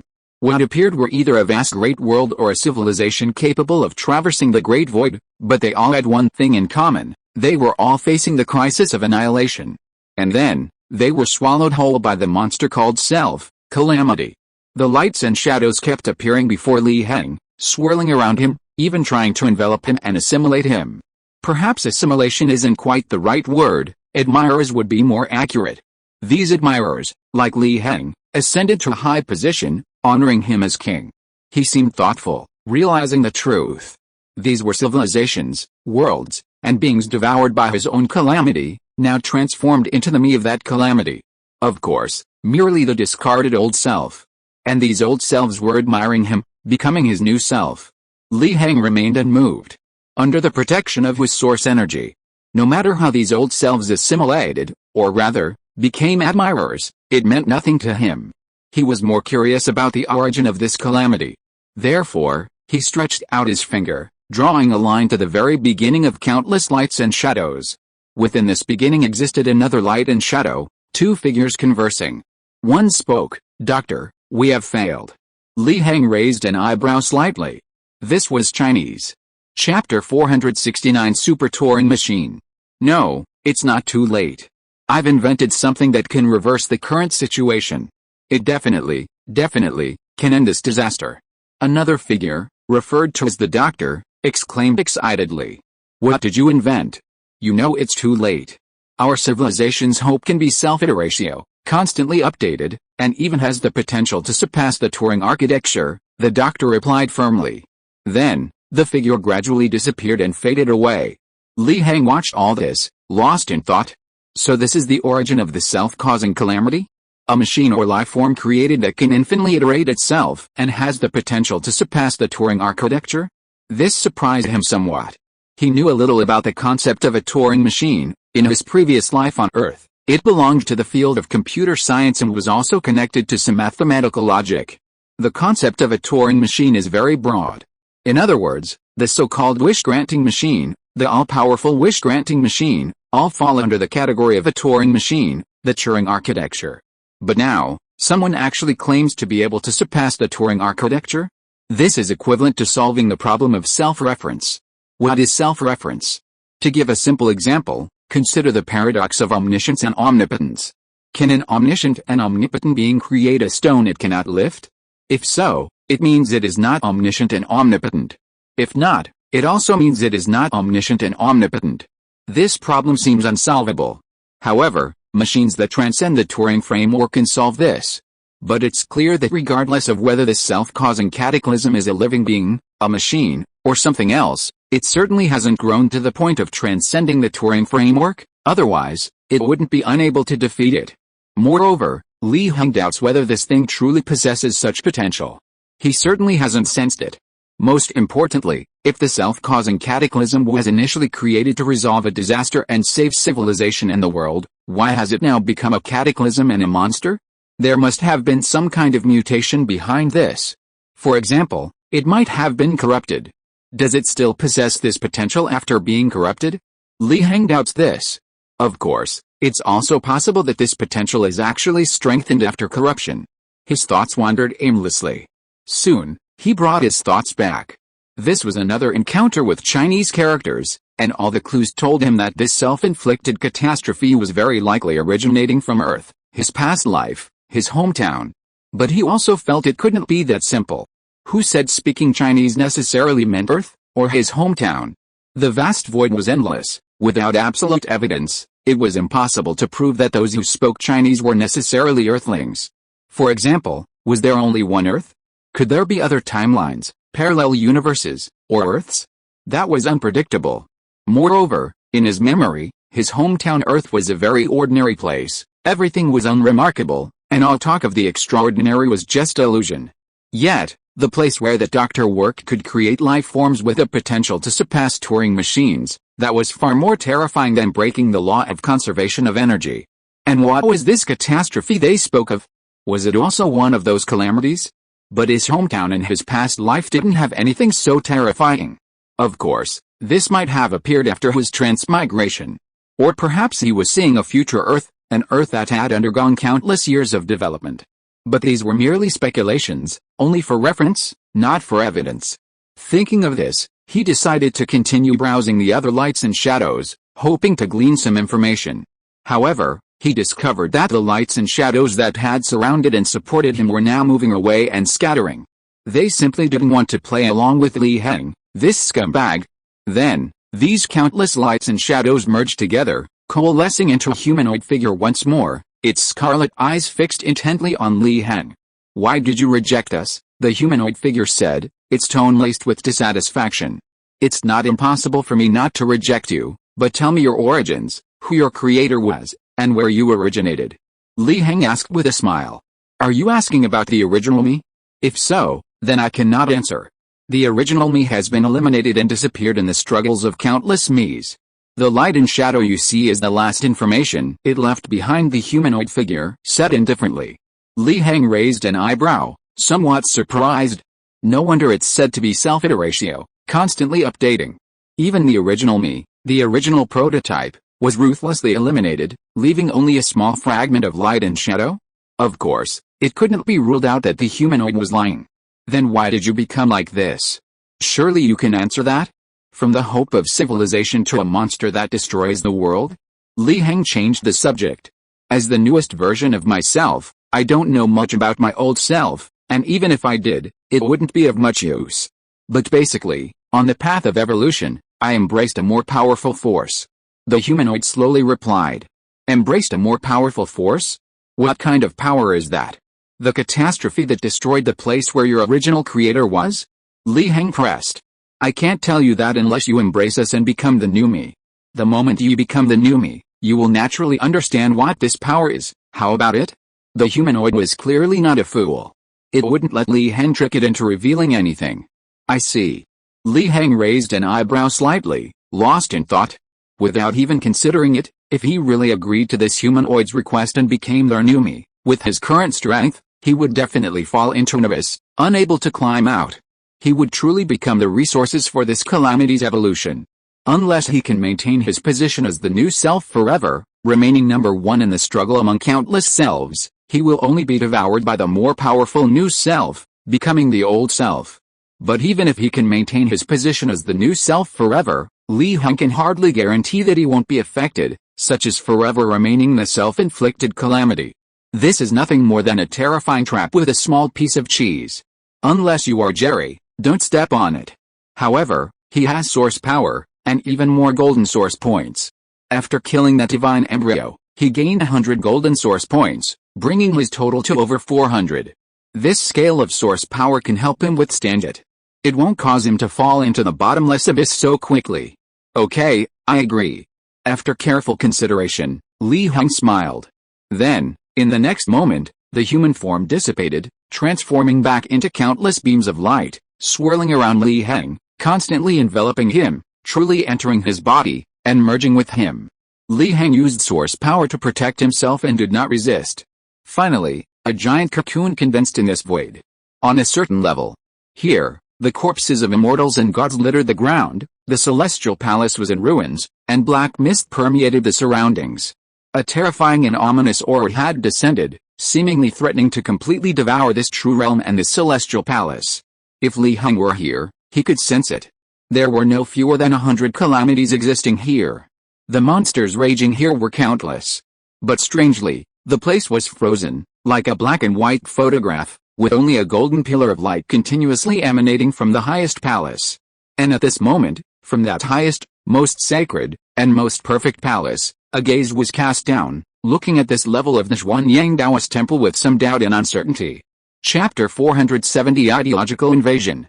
Evolution, renewal, iteration. This core idea constantly bombarded Li Heng's mind, trying to make him accept it, assimilate it, and completely become the new self within this self-calamity, evolving once more. Under the protection of the source energy, Li Heng's mind was clear, without any confusion. The so-called impact and assimilation were nothing more than gentle breezes to him, refreshing and even making him feel comfortable. After all, aside from being assimilated, the evolution was genuine. Through the updating and iterative power of this self-calamity, his cultivation level rapidly circulating through his body, constantly changing, trying, and evolving, causing it to rise steadily. In short, Li Heng was essentially taking advantage of the situation. However, this self-calamity was very alert. Seeing its own assimilation, the impact stalled, unable to affect Li Heng, and manifested a human form before him. "What are you trying to do now? Didn't you just agree?" the human form said angrily. Li Heng shrugged and smiled slightly. "What's your rush? You're all trapped in this giant cocoon anyway, there's no way you can escape. What are you worried about? Besides, it's not that I want to refuse you, it's just that with your strength you can't even break through my surface. I can't possibly hurt myself and let you enter my body and merge with me, can I?" The humanoid was speechless for a moment. And indeed, as Li Heng said, he was now trapped in the giant cocoon and couldn't escape. Li Heng didn't resist, on the contrary, their power couldn't break through no matter what. But as the saying goes, they were the fish on the chopping block. Now that they had Li Heng trapped and held the initiative, their tone became less polite, and they spoke coldly. "Don't waste any more time. You should actively embrace our power, instead of us exerting our efforts alone. Don't you want to know what that power is?" It seemed the humanoid had learned to use incentives. Li Heng smiled, neither anxious nor annoyed. "Why are you in such a hurry? Besides, if I achieve the new me, then you'll become the old me, devoured and eliminated by me. That's suicide. So why are you in such a rush?" The humanoid shook its head coldly. "The new me surpasses the old me, that's common sense, the truth. Since that's the case, you're superior to me, so I deserve to be eliminated and devoured. What's there to run away from? Everything is for evolution, renewal, iteration." Hearing such solemn words, Li Heng pondered slightly. Such words were quite obsessive. All right, then I'll embrace you willingly. The premise is that you can withstand it." Li Heng smiled subtly, opened his arms, released his defenses, and allowed his self-inflicted calamity to invade him. The next moment, he found himself in a strange state. He was immersed in a current of thought. If before he was merely facing that current of thought about evolution, renewal, and iteration, then now he was immersed in it, rising and falling with it, constantly being assimilated by it. In a daze, he could see all sorts of illusions. Martial arts masters shatter the void, constantly ascending to the upper realms. Magical sages continuously learn, creating an immortal magic network. Nanoscale swarms endlessly proliferate, constantly updating and iterating. All these illusions, regardless of their origin, boil down to 3 words: evolution, renewal, and iteration. This core idea is perfectly normal. After all, almost all living beings and civilizations pursue evolution. This is precisely the attitude of seeking the great Dao. As the saying goes, if I hear the Dao in the morning, I can die content in the evening. But after Li Heng delved deeper, he discovered that this ideology carried a demonic quality. He didn't know if this demonic quality was innate or acquired through corruption. But after being infected by this demonic quality, perhaps you could indeed evolve infinitely, but whether the evolved self would still be yourself is another matter entirely. Perhaps this thing is only suitable for some madman? Li Heng pondered. While thinking, he also released his own thoughts, mixing them into this demonic evolutionary trend, assimilating, infecting, and even reversing it. The benefits of this operation were unclear. But Li Heng found it very interesting. Reversing a calamity, subverting and rewriting its ideology. This is quite interesting, isn't it? If we were to elevate our perspective now, looking down upon this ocean of thought from an absolute height, we would see that the originally pure ocean now possesses a new, mixed color. This mixed color continues to infiltrate and expand, simultaneously triggering a counterattack from the original evolutionary thought, attempting to devour this mixed color. However, this mixed color continues to multiply. What are you doing? The humanoid suddenly appeared before Li Heng, shouting angrily. What did I do? Li Heng asked, bewildered, waving his hands innocently. You're polluting the great evolution, the humanoid roared. I don't understand, Li Heng smiled, feigning ignorance. Are you really going to rebel against evolution? The humanoid calmed down, questioning Li Heng. Li Heng shook his head. Calm down. I'm not rebelling against evolution, it's just that you're not capable enough. It's like a lake trying to devour and assimilate an ocean, but in the end, who devours whom? He said softly, smiling as he countered the humanoid's question. That analogy is inappropriate. Evolution is a truth, not some lake or ocean. The humanoid was silent for a moment, then spoke up to refute. Li Heng shrugged and smiled indifferently. Think what you want, I've got my point. Besides, I haven't resisted your assimilation, I've been trying to become your new self, it's just that you haven't tried. That's just how it is, so frustrating. Hearing Li Heng's words, the humanoid felt like vomiting blood.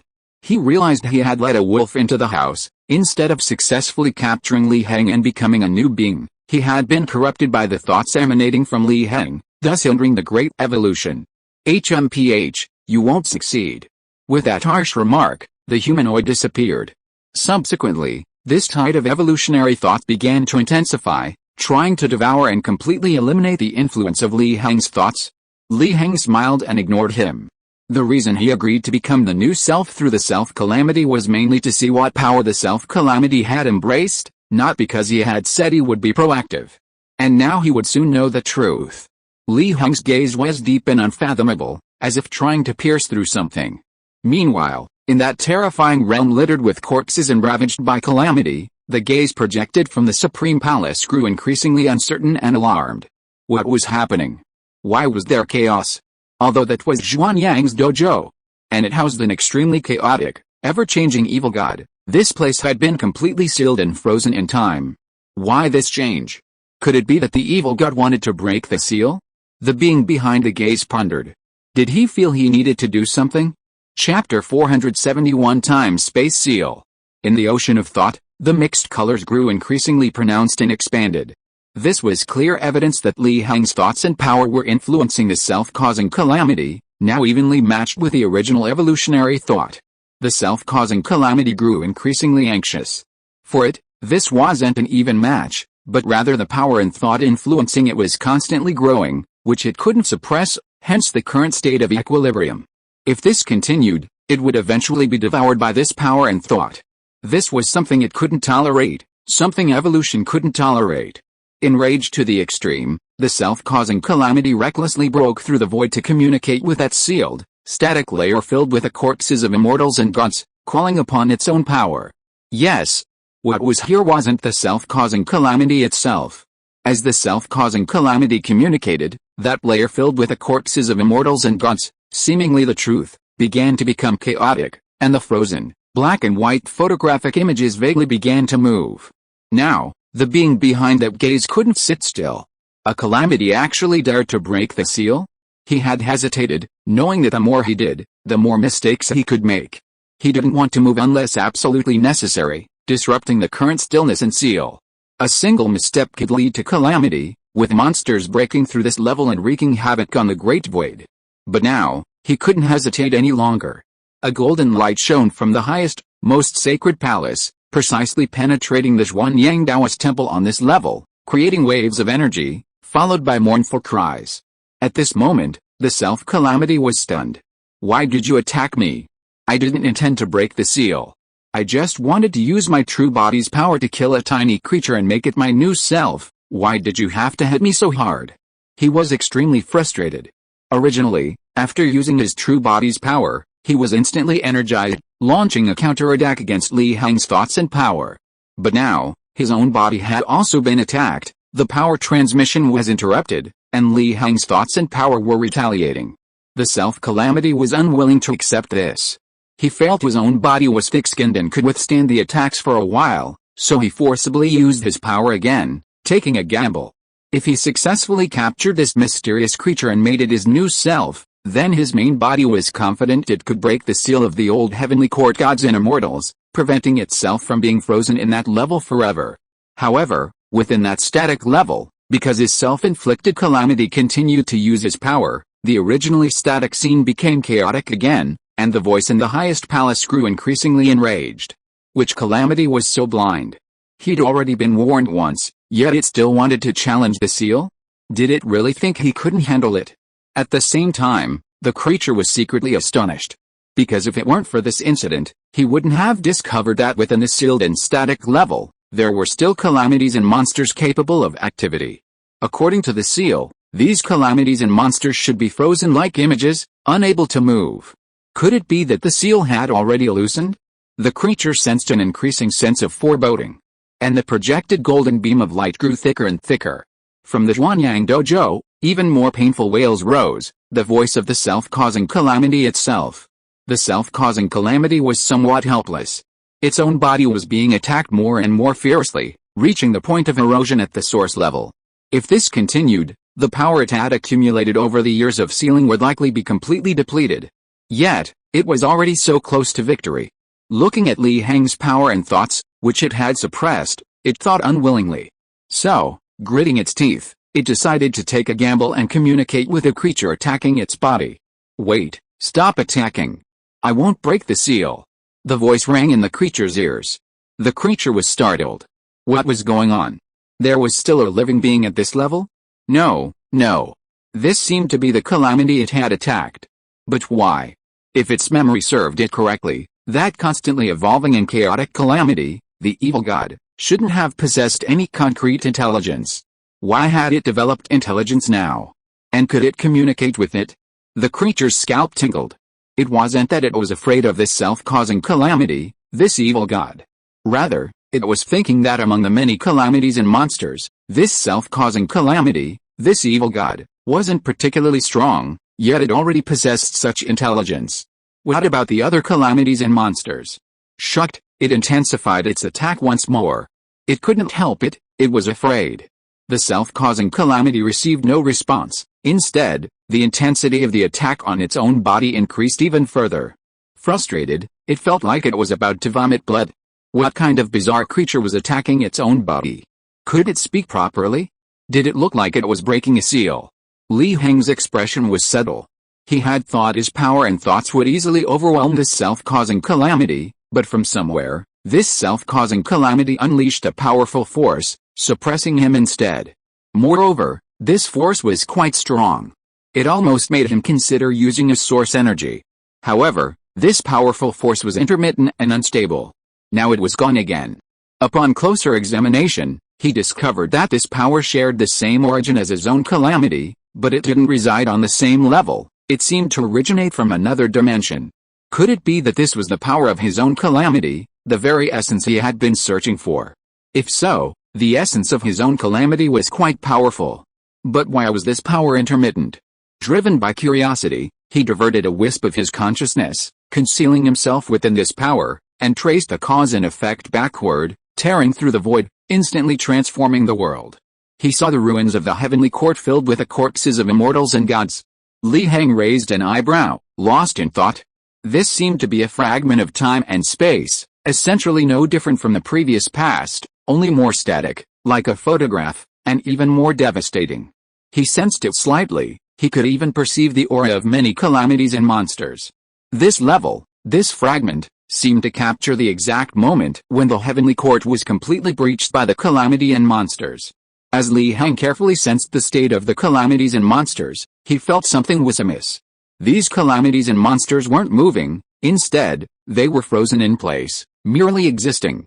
This level, this fragment of space-time, seemed to be a seal? Sealing off these calamities and monsters that had breached the heavenly court? Thinking about it this way, it made sense that he hadn't encountered the corpses of immortals and gods, nor the calamities and monsters before. After all, the vast majority of the calamities and monsters were sealed here. At this moment, he heard a voice rang out. Dare to break the seal? You're courting death. Chapter 472 The Golden Giant. Heng looked in the direction of the sound. There stood the tallest, most sacred, and undamaged palace, its golden pillar of light constantly emanating from it, seemingly the very source of this special fragment. Within the palace, a figure was faintly visible. Was there a living being here? As Heng pondered this, the figure within the palace began to grow larger, expanding with the wind, until it became a golden giant standing in the palace, overlooking the surroundings. However, its features remained indistinct, seemingly shrouded in mist. Heng followed a golden giant's gaze and discovered that the place it was looking at was the Xuanyang Dojo in this special fragment. Strictly speaking, the location was the same, only the time was different. However, both appeared equally dilapidated. But the Xuanyang Dojo in this special fragment looked even more dangerous. The top of the tower did not shine, and black mist constantly billowed around it, extremely ominous, a place of great misfortune. Then, the black energy of the Xuanyang Dojo condensed and evolved, transforming into a humanoid form, just like the giant. However, this humanoid form seemed to change and renew itself every moment. Heng raised an eyebrow slightly. This felt similar to his own self-calamity. Could this be the true form of his self-calamity? Don't push your luck. You are not that emperor. The humanoid roared at the golden giant. Of course I am not, but I am your guardian. You recklessly activated the seal, causing chaos in this plane. I merely punished you. What's so excessive about that? The golden giant said coldly. Speak. How exactly did you accumulate power to move in this completely still plane? Speak. He continued to stare at the humanoid, questioning it. I already said, I didn't intend to break the seal. The humanoid roared helplessly. HMPH, trying to fool me? The golden giant said disdainfully. Although he was not a living being, he was not stupid either. Heng's expression was subtle as he watched and listened to everything before him. He roughly figured out what was going on. This space-time plane was the sealed land, specifically for sealing monsters and calamities, and this golden giant was probably the guardian of the seal. As for why the two were arguing, and why the golden giant said that the self-calamity was recklessly disturbing the seal, Heng guessed it was probably related to him. Perhaps the self-calamity was using its own power to support itself, but this golden giant guardian noticed and interrupted it repeatedly, leading to the current situation. The self-calamity was showing some emotionality and human-like behavior. Was it because this was its original body, which was stronger, or had a new self emerged? If it was the latter, then the competition among these new selves was truly fierce. Changing every moment? And why could this self-calamity move? Heng's thoughts wandered aimlessly. The golden giant's words had also mentioned this, questioning why the self-calamity could move and not be frozen in place by the seal, since the other calamities and monsters in this space-time plane were all still. You've obstructed me time and again, aren't you afraid I'll really break the seal? That emperor's methods are indeed powerful and unique, but they lack innovation and variation, and I'll break them sooner or later. The humanoid figure threatened the golden giant with a grim expression. You don't have that chance anymore, the dangerous factor must be eliminated, the golden giant said coldly. He had just surveyed the area and found that only the self-calamity could move in this space-time plane. The other calamities and monsters were trapped in seals and stillness. Although he didn't understand why the self-calamity could ignore stillness, he thought he should deal with this unexpected factor first to prevent a small leak from sinking a great ship. "Since I can evade the stillness seal, do you think I'm afraid of you?" the humanoid figure roared, and then endless black energy rose around him, attacking the golden giant. The golden giant was not to be outdone, and a golden beam of light shot out, his power surging again, confronting the endless black energy and instantly forcing it to retreat. "Is this what you call not being afraid of me?" the golden giant said with even more disdain. He was worried about this self-inflicted calamity. Did the evil gout really have some trump card that could ignore the power of the seal? Yet, he was still being overwhelmed. Could this self-inflicted calamity really be an accident? This golden pillar of light was of extremely high rank. Even the terrifying black energy, capable of corroding space-time and distorting the universe, was no match for it.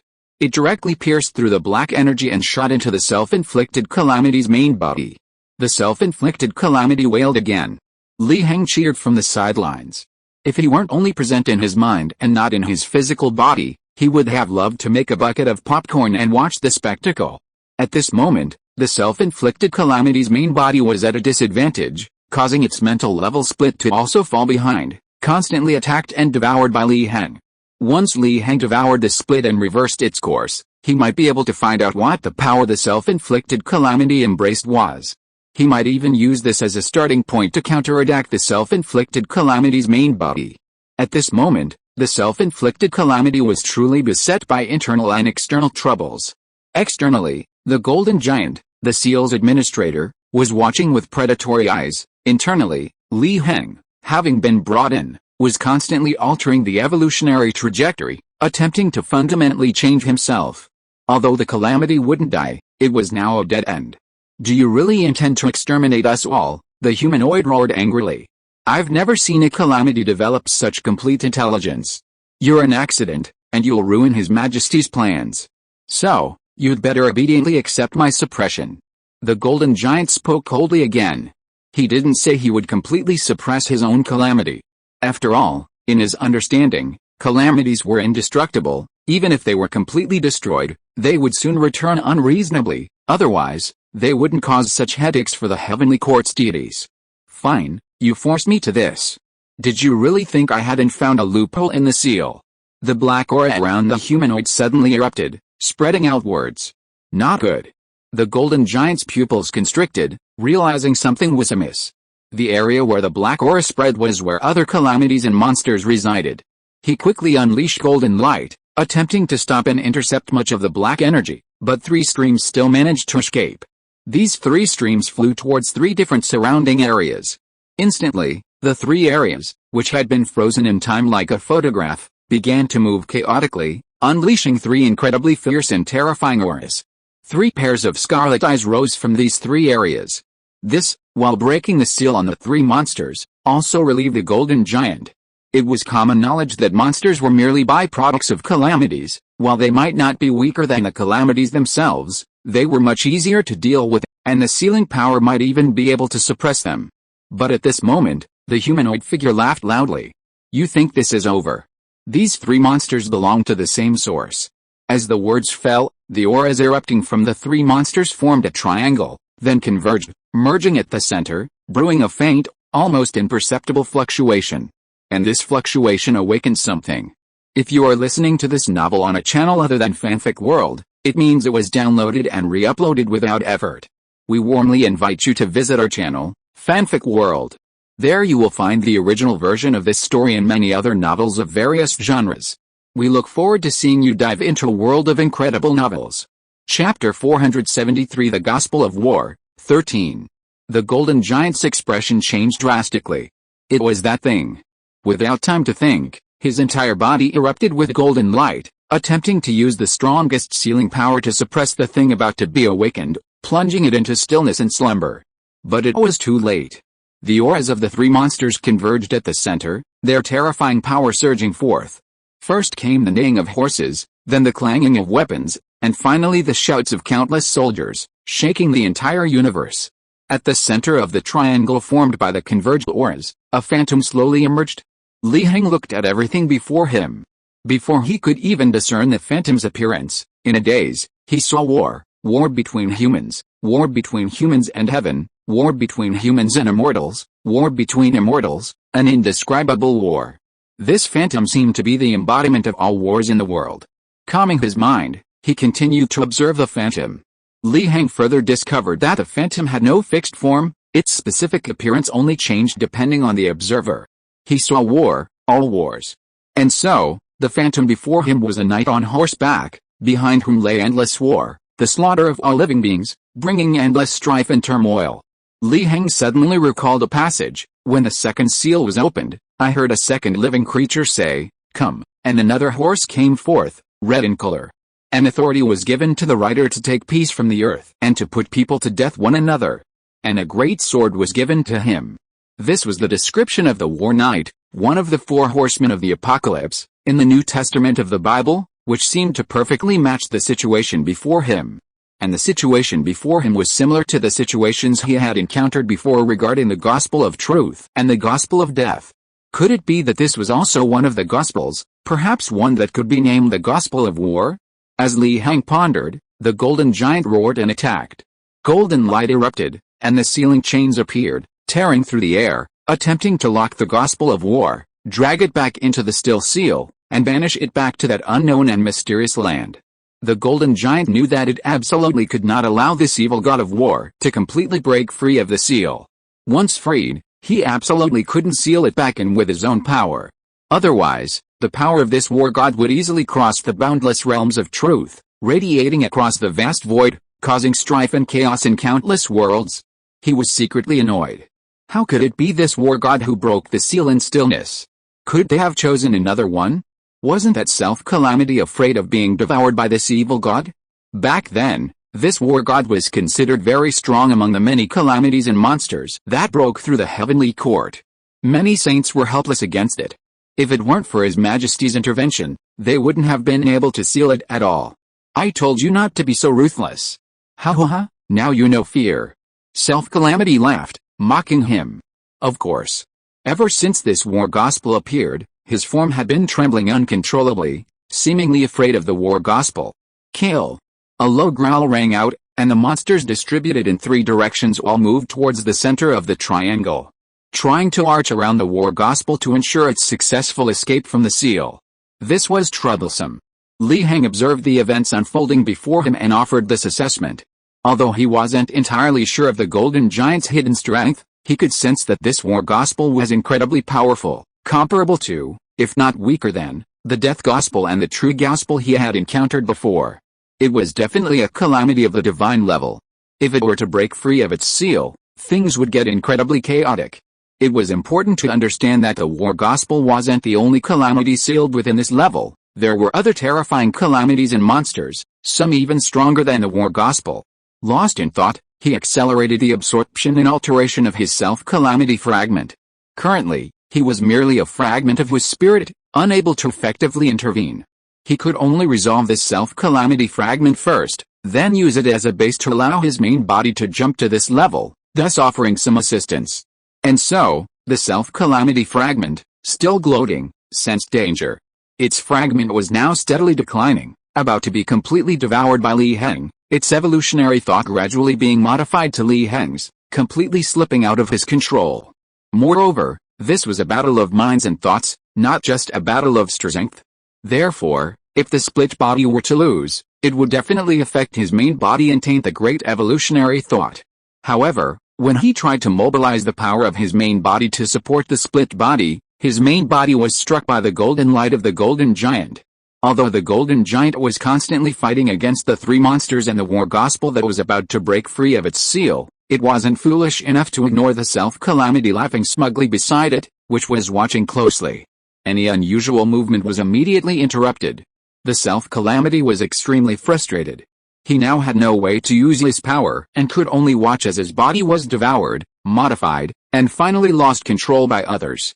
Even in the end, something strange appeared in the thoughts of his main body, faintly showing Li Heng's all-encompassing and all-powerful thoughts.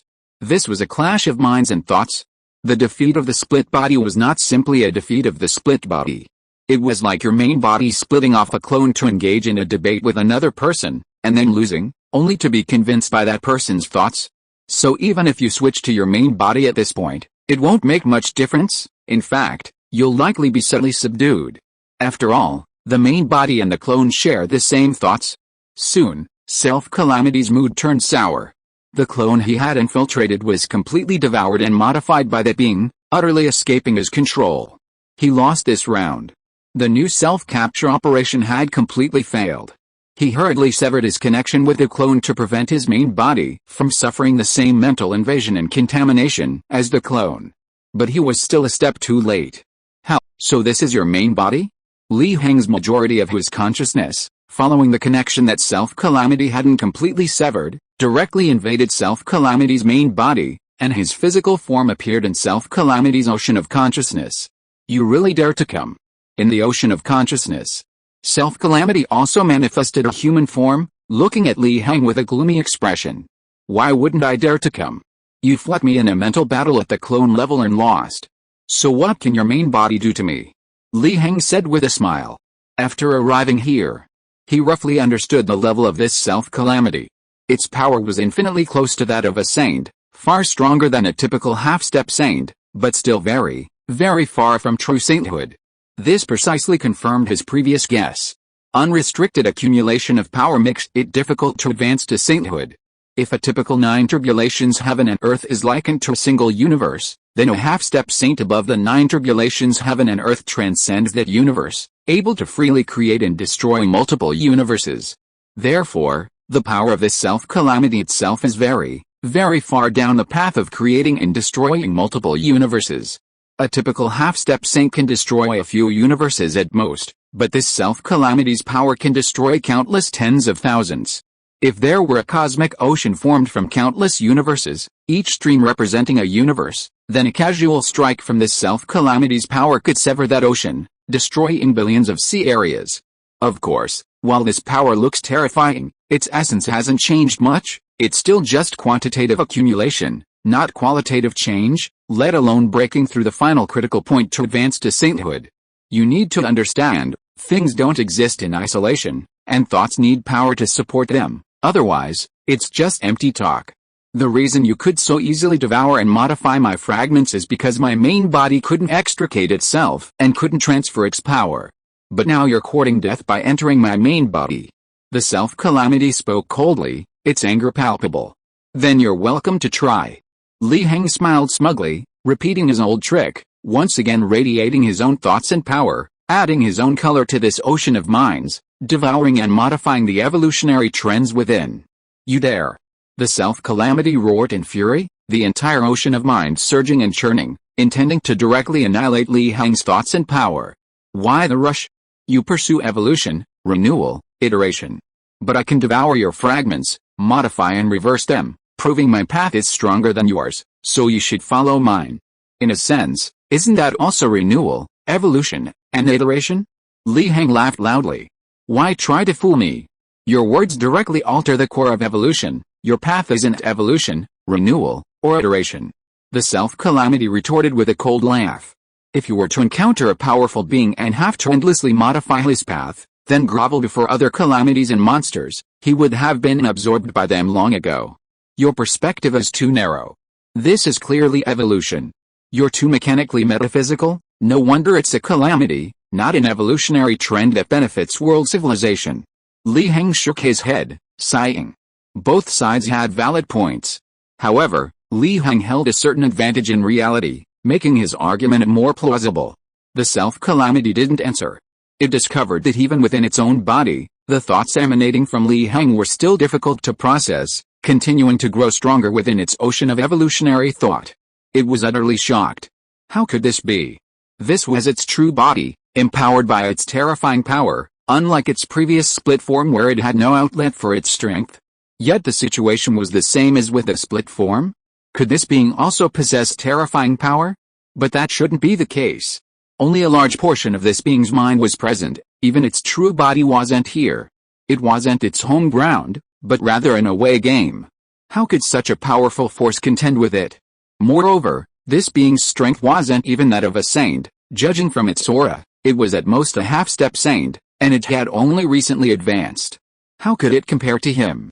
He knew this being possessed terrifying unknown factors or power, which was why he wanted it to become his new self, but now this was simply too terrifying. Terrifying enough to make him doubt the facts, to doubt that he had guessed wrong. Li Heng still smiled. Indeed, things are not isolated but interconnected. Thoughts also need the support of power, just as truth is always within the range of a cannon, so his thoughts were supported by source power. That made sense, didn't it? Before the source power was completely used up, the power of the self-calamity's main body had no right to suppress his thoughts. After all, who told the self-calamity to invite the wolf into the house, and who told the source power to have such a high status? And after he had just devoured and modified the self-calamity's split body, he knew a lot about the self-calamity, and he also knew what power the self-calamity had embraced. His gaze was deep and unfathomable as he recalled the scene he had witnessed after devouring the fragments of his own calamity, a chaotic, dark, and indistinct void, defying definition. It was the unknown. His own calamity had embraced the unknown. But this raised a question in his mind. Was it embracing something unknown, or embracing the unknown itself? If it was the latter, then it was terrifying. Just as he pondered this, while simultaneously devouring the main body of his own calamity and analyzing the space-time coordinates of this dimension to facilitate his true self's entry, the battle between the golden giant, the war goddess, and the three monsters became clear in the outside world. The golden giant was at a disadvantage. Chapter 474 Infinite Growth, 23. The combined power of the three monsters was terrifying, their aura reaching a divine level. Coupled with the imminent unleashing of the war gospel, the golden giant was overwhelmed. Even as he desperately unleashed golden light and used the power of the seal, the war gospel steadily broke through the static seal, its illusory form gradually solidifying. Simultaneously, the three monsters also harassed the golden giant. A gigantic maw capable of swallowing the entire world, a pressure capable of annihilating realms, and a crimson gaze capable of piercing the universe, all these were unleashed upon the golden giant. Under this onslaught of power, even as the guardian of this place, and empowered by the seal, the golden giant found it extremely difficult to effectively suppress the war gospel's powerful seal. Seeing this, Li Heng could only sigh out the advantage of one's own success. Compared to the golden giant, who was suffering greatly, his own success was entirely due to his own calamity's inability to counteract its suppression. Before long, he would be able to modify this main body, just as he had absorbed and modified the fragments of his own calamity. However, the golden light had fallen into a disadvantageous position so quickly.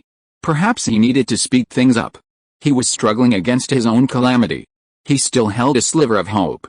After all, the core of the calamity was evolution, renewal, and iteration. A temporary defeat wasn't a defeat. Given enough time, he could surpass anything. This was the true path of evolution, renewal, and iteration. Under the threat of Li Heng, a matter of life and death, the calamity evolved rapidly, like the superhuman transformation Nietzsche described, each second more extraordinary than the last. Countless old selves were eliminated, and countless new selves were born. This was beyond exponential growth.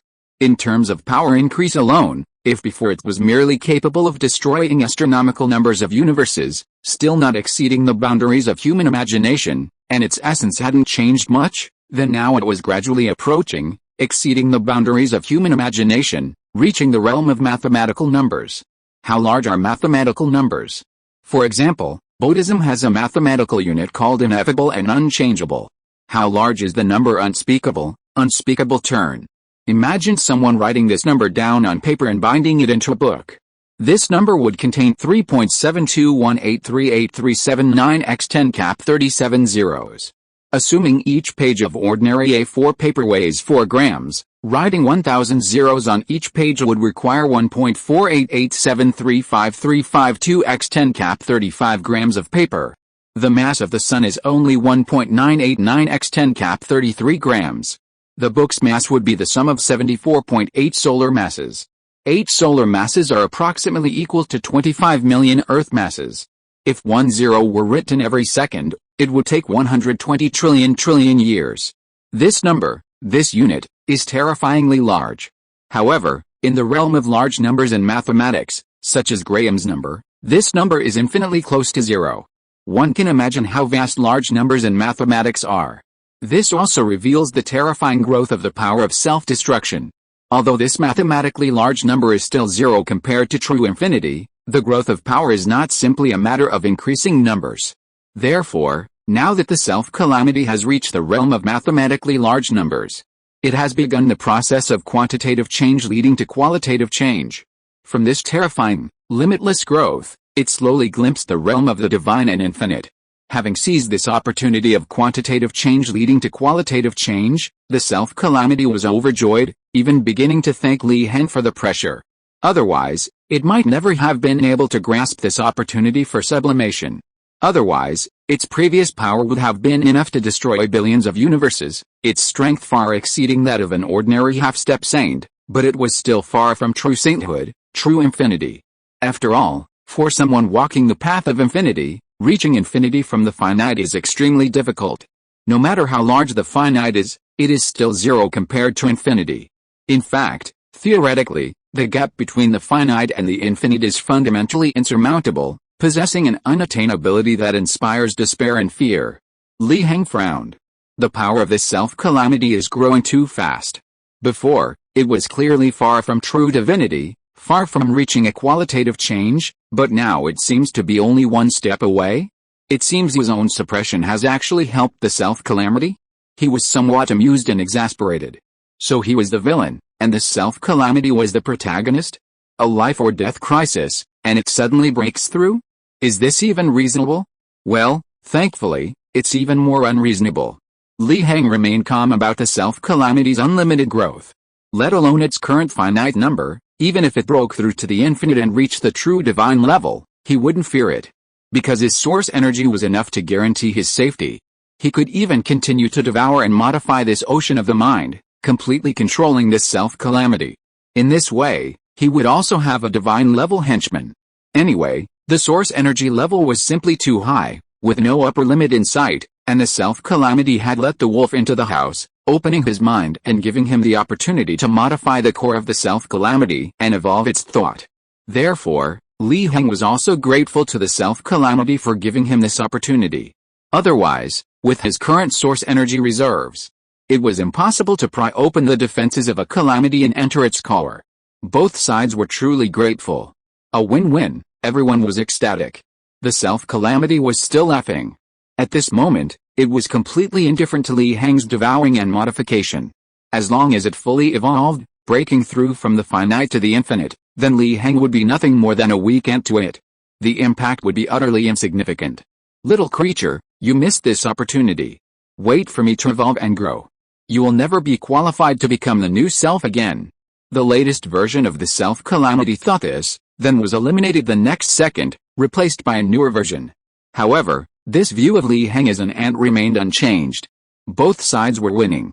Meanwhile, the Golden Giant was in a much worse situation. Before the War Gospel could completely break the seal and attack, the Golden Giant was already being forced to retreat by the three monsters under the War Gospel's command. Even the highest, most sacred, and most complete palace began to shake, seemingly shaking its foundations. Finally, it even affected the soaring golden pillar of light. The pillar of light became disordered, turning into ripples that spread through the surrounding void, causing the previously still and sealed areas to begin to fluctuate, as if they were about to come to life. It was like ripples appearing on still water. Not good, the Golden Giant thought to himself, realizing the situation was dire. He had used too much sealing power to suppress the breaking of the War God's seal, and now his sealing power reserves had plummeted to a critical point. If this continued, it would be difficult to maintain the seals on other areas, and then it wouldn't just be a simple matter of the War God breaking free. All the sealed calamities and monsters at this level would break free, shattering His Majesty's plans and wreaking havoc on the world. However, once the War God broke free, it would only be a matter of time before the other seals broke as well. Suddenly, the Golden Giant was caught in a dilemma. Continuing to suppress the War God would rapidly deplete the sealing power, causing the seals on other areas to break. If he didn't suppress it, the War God would break free, and subsequently, the other calamities and monsters would break free as well. Both choices led to death. One was a slower death, the other a faster one. He was puzzled. What was going on? Why was this happening? According to His Majesty's original instructions, everything should have been peaceful, without any disturbances. Could some anomaly have exceeded His Majesty's plans? But that shouldn't be the case. His Majesty's cultivation was boundless, the strongest being in all the heavens. He had foreseen this calamity long ago. How could something have gone wrong? No matter how confused he was, he had to face the facts. Faced with a further pressure from the war god and the three monsters, he made his choice, a slower death. So he released the power suppressing the war god and turned to maintaining the seals in other areas, preventing them from exploding completely. Then other things happened. The previously overwhelming situation instantly calmed down. The golden giant worked hard to maintain the seals in other areas, no longer attacking the war goddess. Seeing that the golden giant hadn't attacked their lord, the three monsters also calmed down, no longer attacking the golden giant, but instead protecting the war goddess. After all, helping his lord completely break the seal was the most important thing. As for the seals on other calamities and monsters, if these monsters had intelligence, they would definitely say, better to die than lose a friend, and save their boss first. As for the other calamities and monsters, let them die. As for the self-calamity, which was most likely to cause trouble, it had become unusually calm due to Li Heng's suppression and absorption. Of course, this calm was very strange. It was the calm before the storm. Once the golden giant suppressed the anomalies in other areas, or the gospel of war was completely broken and descended upon the world, or the self-calamity evolved and successfully reached the infinite realm, then it would cause earth-shattering waves. As for Li Heng, Li Heng, was not fond of fighting in his life, so he could only resolve conflicts. Of course, he would advise the three parties to value peace and not to fight. If they dared to fight, he would kill them first. The self-calamity grew without limit. Li Heng also took advantage of it without limit. He had only recently reached the half-step saint level. Although stronger than a typical half-step saint, his strength was limited, and he wouldn't actually cause a monstrous situation capable of destroying billions of universes. But now, it was possible. What does it mean for two supreme beings to fight to the edge of the vast void, with chaotic energy surging and even the great Dao being obliterated? This was it. Who told the infinite growth of the self-calamity to be so monstrous? The self-calamity itself also sensed this situation and felt a surge of resentment. It was one thing for it to devour its own fragments earlier, but now it was also draining its own power, causing its cultivation to grow rapidly? Did it really think he was dead? Fortunately, it sensed that Li Heng's starting point for infinite growth was lower than its own, so it wouldn't break through to the infinite before him. Otherwise, it wouldn't just be a matter of the calamity dying of anger. If it really died from the calamity, even if the calamity didn't perish, it would probably take a long time to return. And now, although it was furious, it wasn't in a hurry to attack Li Heng, because its evolution had reached its most crucial moment, about to cross the critical step between the finite and the infinite. Finally, he successfully overcame the self-calamity, completely transcending the finite to the infinite, constructing a logically self-consistent infinite model, with infinite power filling his body. Li Heng was not surprised by the advancement of the self-calamity. Because the strange, incomprehensible, and indelible nature of calamities destined that a calamity could always reach the divine, reach the infinite, it was only a matter of time. At this moment, Li Heng had actually reached the critical point between the finite and the infinite. As long as he could possess an infinite element, transcending the inaccessibility between the finite and the infinite, he too could reach the infinite and attain the divine level. But unfortunately, he didn't, at least not now, so he would have to return to the mortal world to find the black hole spirit, or use some other method to obtain it, or comprehend it. Of course, he wasn't in a hurry. After all, just like the celestial gods of the heavenly court who attained the Dao through eternity, this self-calamity had already attained the Dao through infinity, which was actually a single-element Dao, not as good as the three-element Dao that Li Heng envisioned. Although this quality of divine attainment was so-so, more than enough to roam the vast void, and ordinary calamities couldn't stop it if it wanted to escape, it didn't catch his eye. At least 3 elements are needed to achieve enlightenment, or even more. Li Heng pondered this, preparing to unleash his self-calamity, his primary target being Li Heng, who had been relentlessly exploiting him, even attempting to devour and alter him. His obsession wouldn't be satisfied until Li Heng was eliminated, if such an obsession existed. After sensing Li Heng's current power, he was secretly astonished. This child was terrifyingly powerful. Despite starting from a lower point, having only exploited him for a period, he had already reached the boundary between the finite and the infinite, just one step away from breaking through to infinity. How terrifying was this talent? This child must not be allowed to live. Having transformed into a new self with the personality of an elder from a fantasy world, the self-calamity planned to act immediately, unleashing its infinite power to directly kill Li Heng. However, the next moment, its infinite power ceased to move. Or rather, it no longer obeyed its commands. Beside Li Heng, the invisible infinite power evolved into an infinite dragon, circling and protecting him. Like a god king standing above all realms, overlooking the heavens. Your infinite power is really useful, Li Heng said with a smile, looking at the astonished self-calamity. Chapter 475 Infinite Mechanisms, 33. How is this possible? How did you do that? Self-calamity was horrified. He tried to control the infinite power wandering around Li Heng, but found himself completely helpless, as if he had never possessed such power, like an ordinary person indulging in delusions. But this was clearly his power. It was the infinite power he had painstakingly evolved and transformed into. But now, how did you do that? Li Heng crossed his arms, raised an eyebrow, and smiled. Did you give it to me? I gave it to you? Faced with Li Heng's question, self-calamity was filled with confusion. When did he give this being infinite power? And he couldn't possibly give infinite power to someone else. When I was devouring and modifying this ocean of the mind, you didn't care at all about my frantic evolution and transformation. Isn't that equivalent to handing yourself, and even everything, over to me? Li Heng laughed. But, how is that possible? Self-calamity was completely bewildered, his words failing him in his excitement.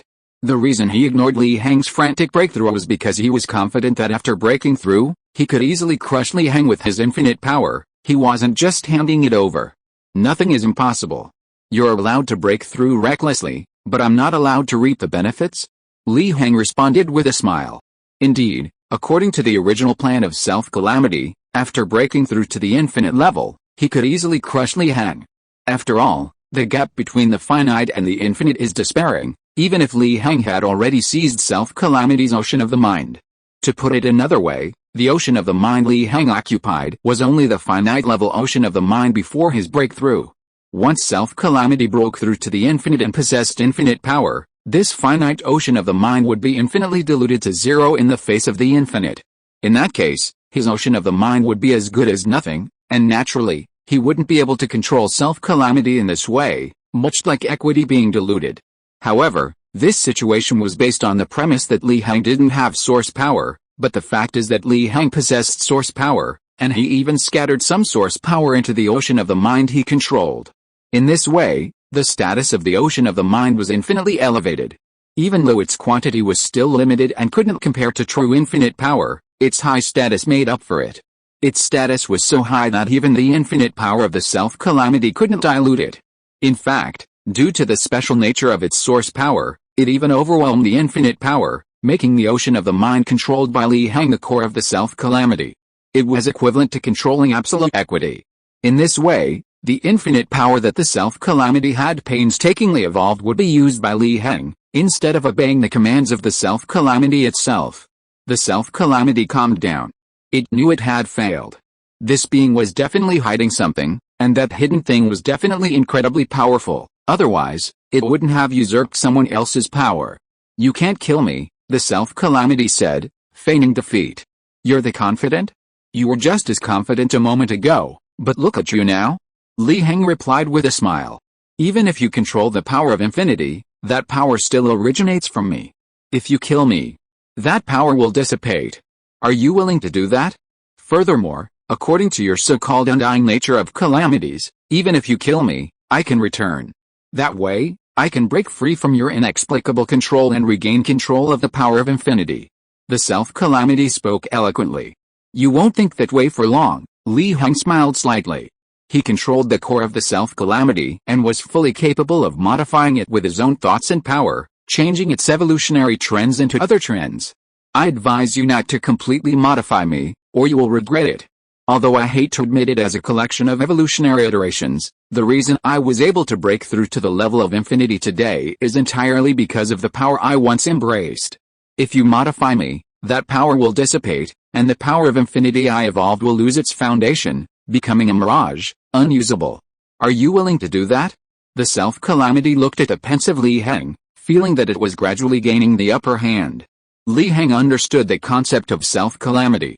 It simply meant that once the evolutionary ideology was modified, this self-calamity would lose its identity as a calamity, and thus its strange essence. What would happen then was truly unpredictable. However, this method seemed capable of completely eliminating calamities. Moreover, although this method was very secretive, the great void was so vast that someone would surely discover it.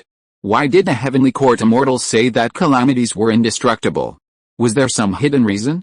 Perhaps it was difficult to modify, or that modification would come at a price. Or perhaps it was merely a temporary fix? Seeing Li Heng deep in thought without answering, the self-calamity felt a surge of pride, thinking that its words might have made this being hesitate. A good start. Sometimes words could influence others.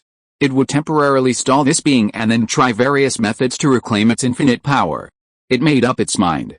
However, the next moment, Li Heng snapped out of his contemplation and directly began modifying the core of the self-calamity. Although he had controlled and modified the mental ocean at the core of his self-cause of calamity, there was also an infinite mental ocean born from his breakthrough to infinity, containing infinite evolutionary ideologies. These also needed modification. Fortunately, he currently controlled infinite power, making the modification of the infinite mental ocean a piece of cake. As for the method of modification at the infinite levels, it was like having two bags, one with an infinite number of apples and the other with an infinite number of bananas, but the quantities were exactly the same. Wait, you can't. Sensing that he had been completely modified, the self-cause of calamity was utterly astonished, not understanding why Li Heng, who had hesitated just moments before, had acted so suddenly. He tried to stop Li Heng, but these were just powerless words. As Li Heng began modifying the infinite mental ocean, completely eliminating the demonic evolutionary ideologies, the consciousness of the self-cause of calamity began to gradually blur and disappear. One by one, the old selves vanished, until the last new self. The last new self looked at everything before him in confusion, realizing that Li Heng was still modifying the mental ocean, not even looking at him, the real self-cause of calamity. At this moment, he understood. So this being never cared about him at all? Everything was about destroying you. What did it have to do with you? He recalled all the civilizations and worlds he had devoured and destroyed, which had then completely vanished into nothingness. At this moment, Li Heng raised his head. He had finally finished modifying it. The evolutionary thought within it had been modified, devoured, and deleted. This self-cause of calamity, this extremely powerful infinite force, was now completely his.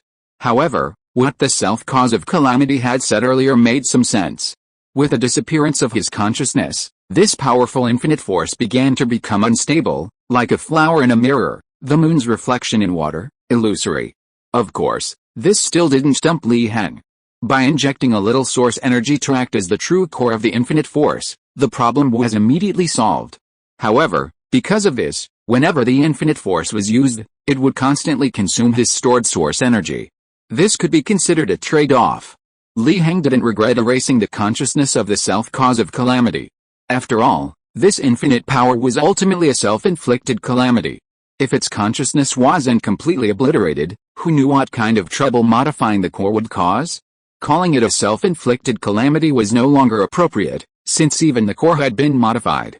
He thought for a moment and decided to change the name. Let's call it Infinite Mechanism. Possessing infinite power, but without any thought, merely a mechanism serving as a tool for living beings, that couldn't be better. After doing all this, Li Heng fell into deep thought again. His process of modifying the core of the self-inflicted calamity went smoothly, without encountering any obstacles, and he didn't even use much source power in the process, theoretically completely resolving the calamity. Such a simple method. Why did those heavenly court immortals and gods say that the calamity couldn't be obliterated? If he was just thinking about it before, now he wanted to investigate the truth. After all, he was now in control of the infinite mechanism, and if the infinite mechanism malfunctioned, he would also be implicated. But just as he wanted to find out the truth, the tranquility outside finally gave way to commotion. With the combined efforts of the three monsters and their power, the war goddess broke free completely, its speed exceeding the golden giant's expectations. The golden giant's scalp tingled with fear. It was all over. He hadn't even quelled the chaos of the seals in the various regions, and the war god had broken free before him. The sealing power couldn't be restored. Who had stopped the war god now? After breaking free, The war goddess didn't immediately attack the golden giant. Instead, it manifested as a mounted knight, just like the war knight Heng had seen before. It slowly rode to the former self-calamity, now the infinite mechanism, gently pulling on the reins. The horse neighed softly, its meaning unclear, but seemingly in approval. The knight on horseback nodded slightly. The golden giant anxiously watched everything before him, swallowing hard. What to do? What to do now? He had sensed the self-calamity undergoing transformation while quelling the seals in the other regions, but he was unable to do so. And now, the two calamities had joined forces? Even the weakest one has transformed into divine level. This is truly going to be fatal. If he was confident he could leave with a complete corpse against the war god, then against the war god plus the evolved self-calamity, he was confident he would die a gruesome death. Don't doubt his confidence on this point. But the next moment, snap! A crisp sound rang out. The war gospel, caught off guard, was sent flying. Heng, controlling the infinite mechanism, transformed into human form, looking at his palm with some helplessness. Indeed, this infinite power is truly difficult to control. And it seems he just hit something. End of this chapter. Thank you so much for reading until the end. Don't forget to give it a like.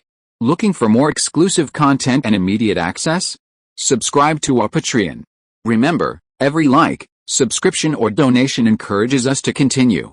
Thank you all. See you in the next video.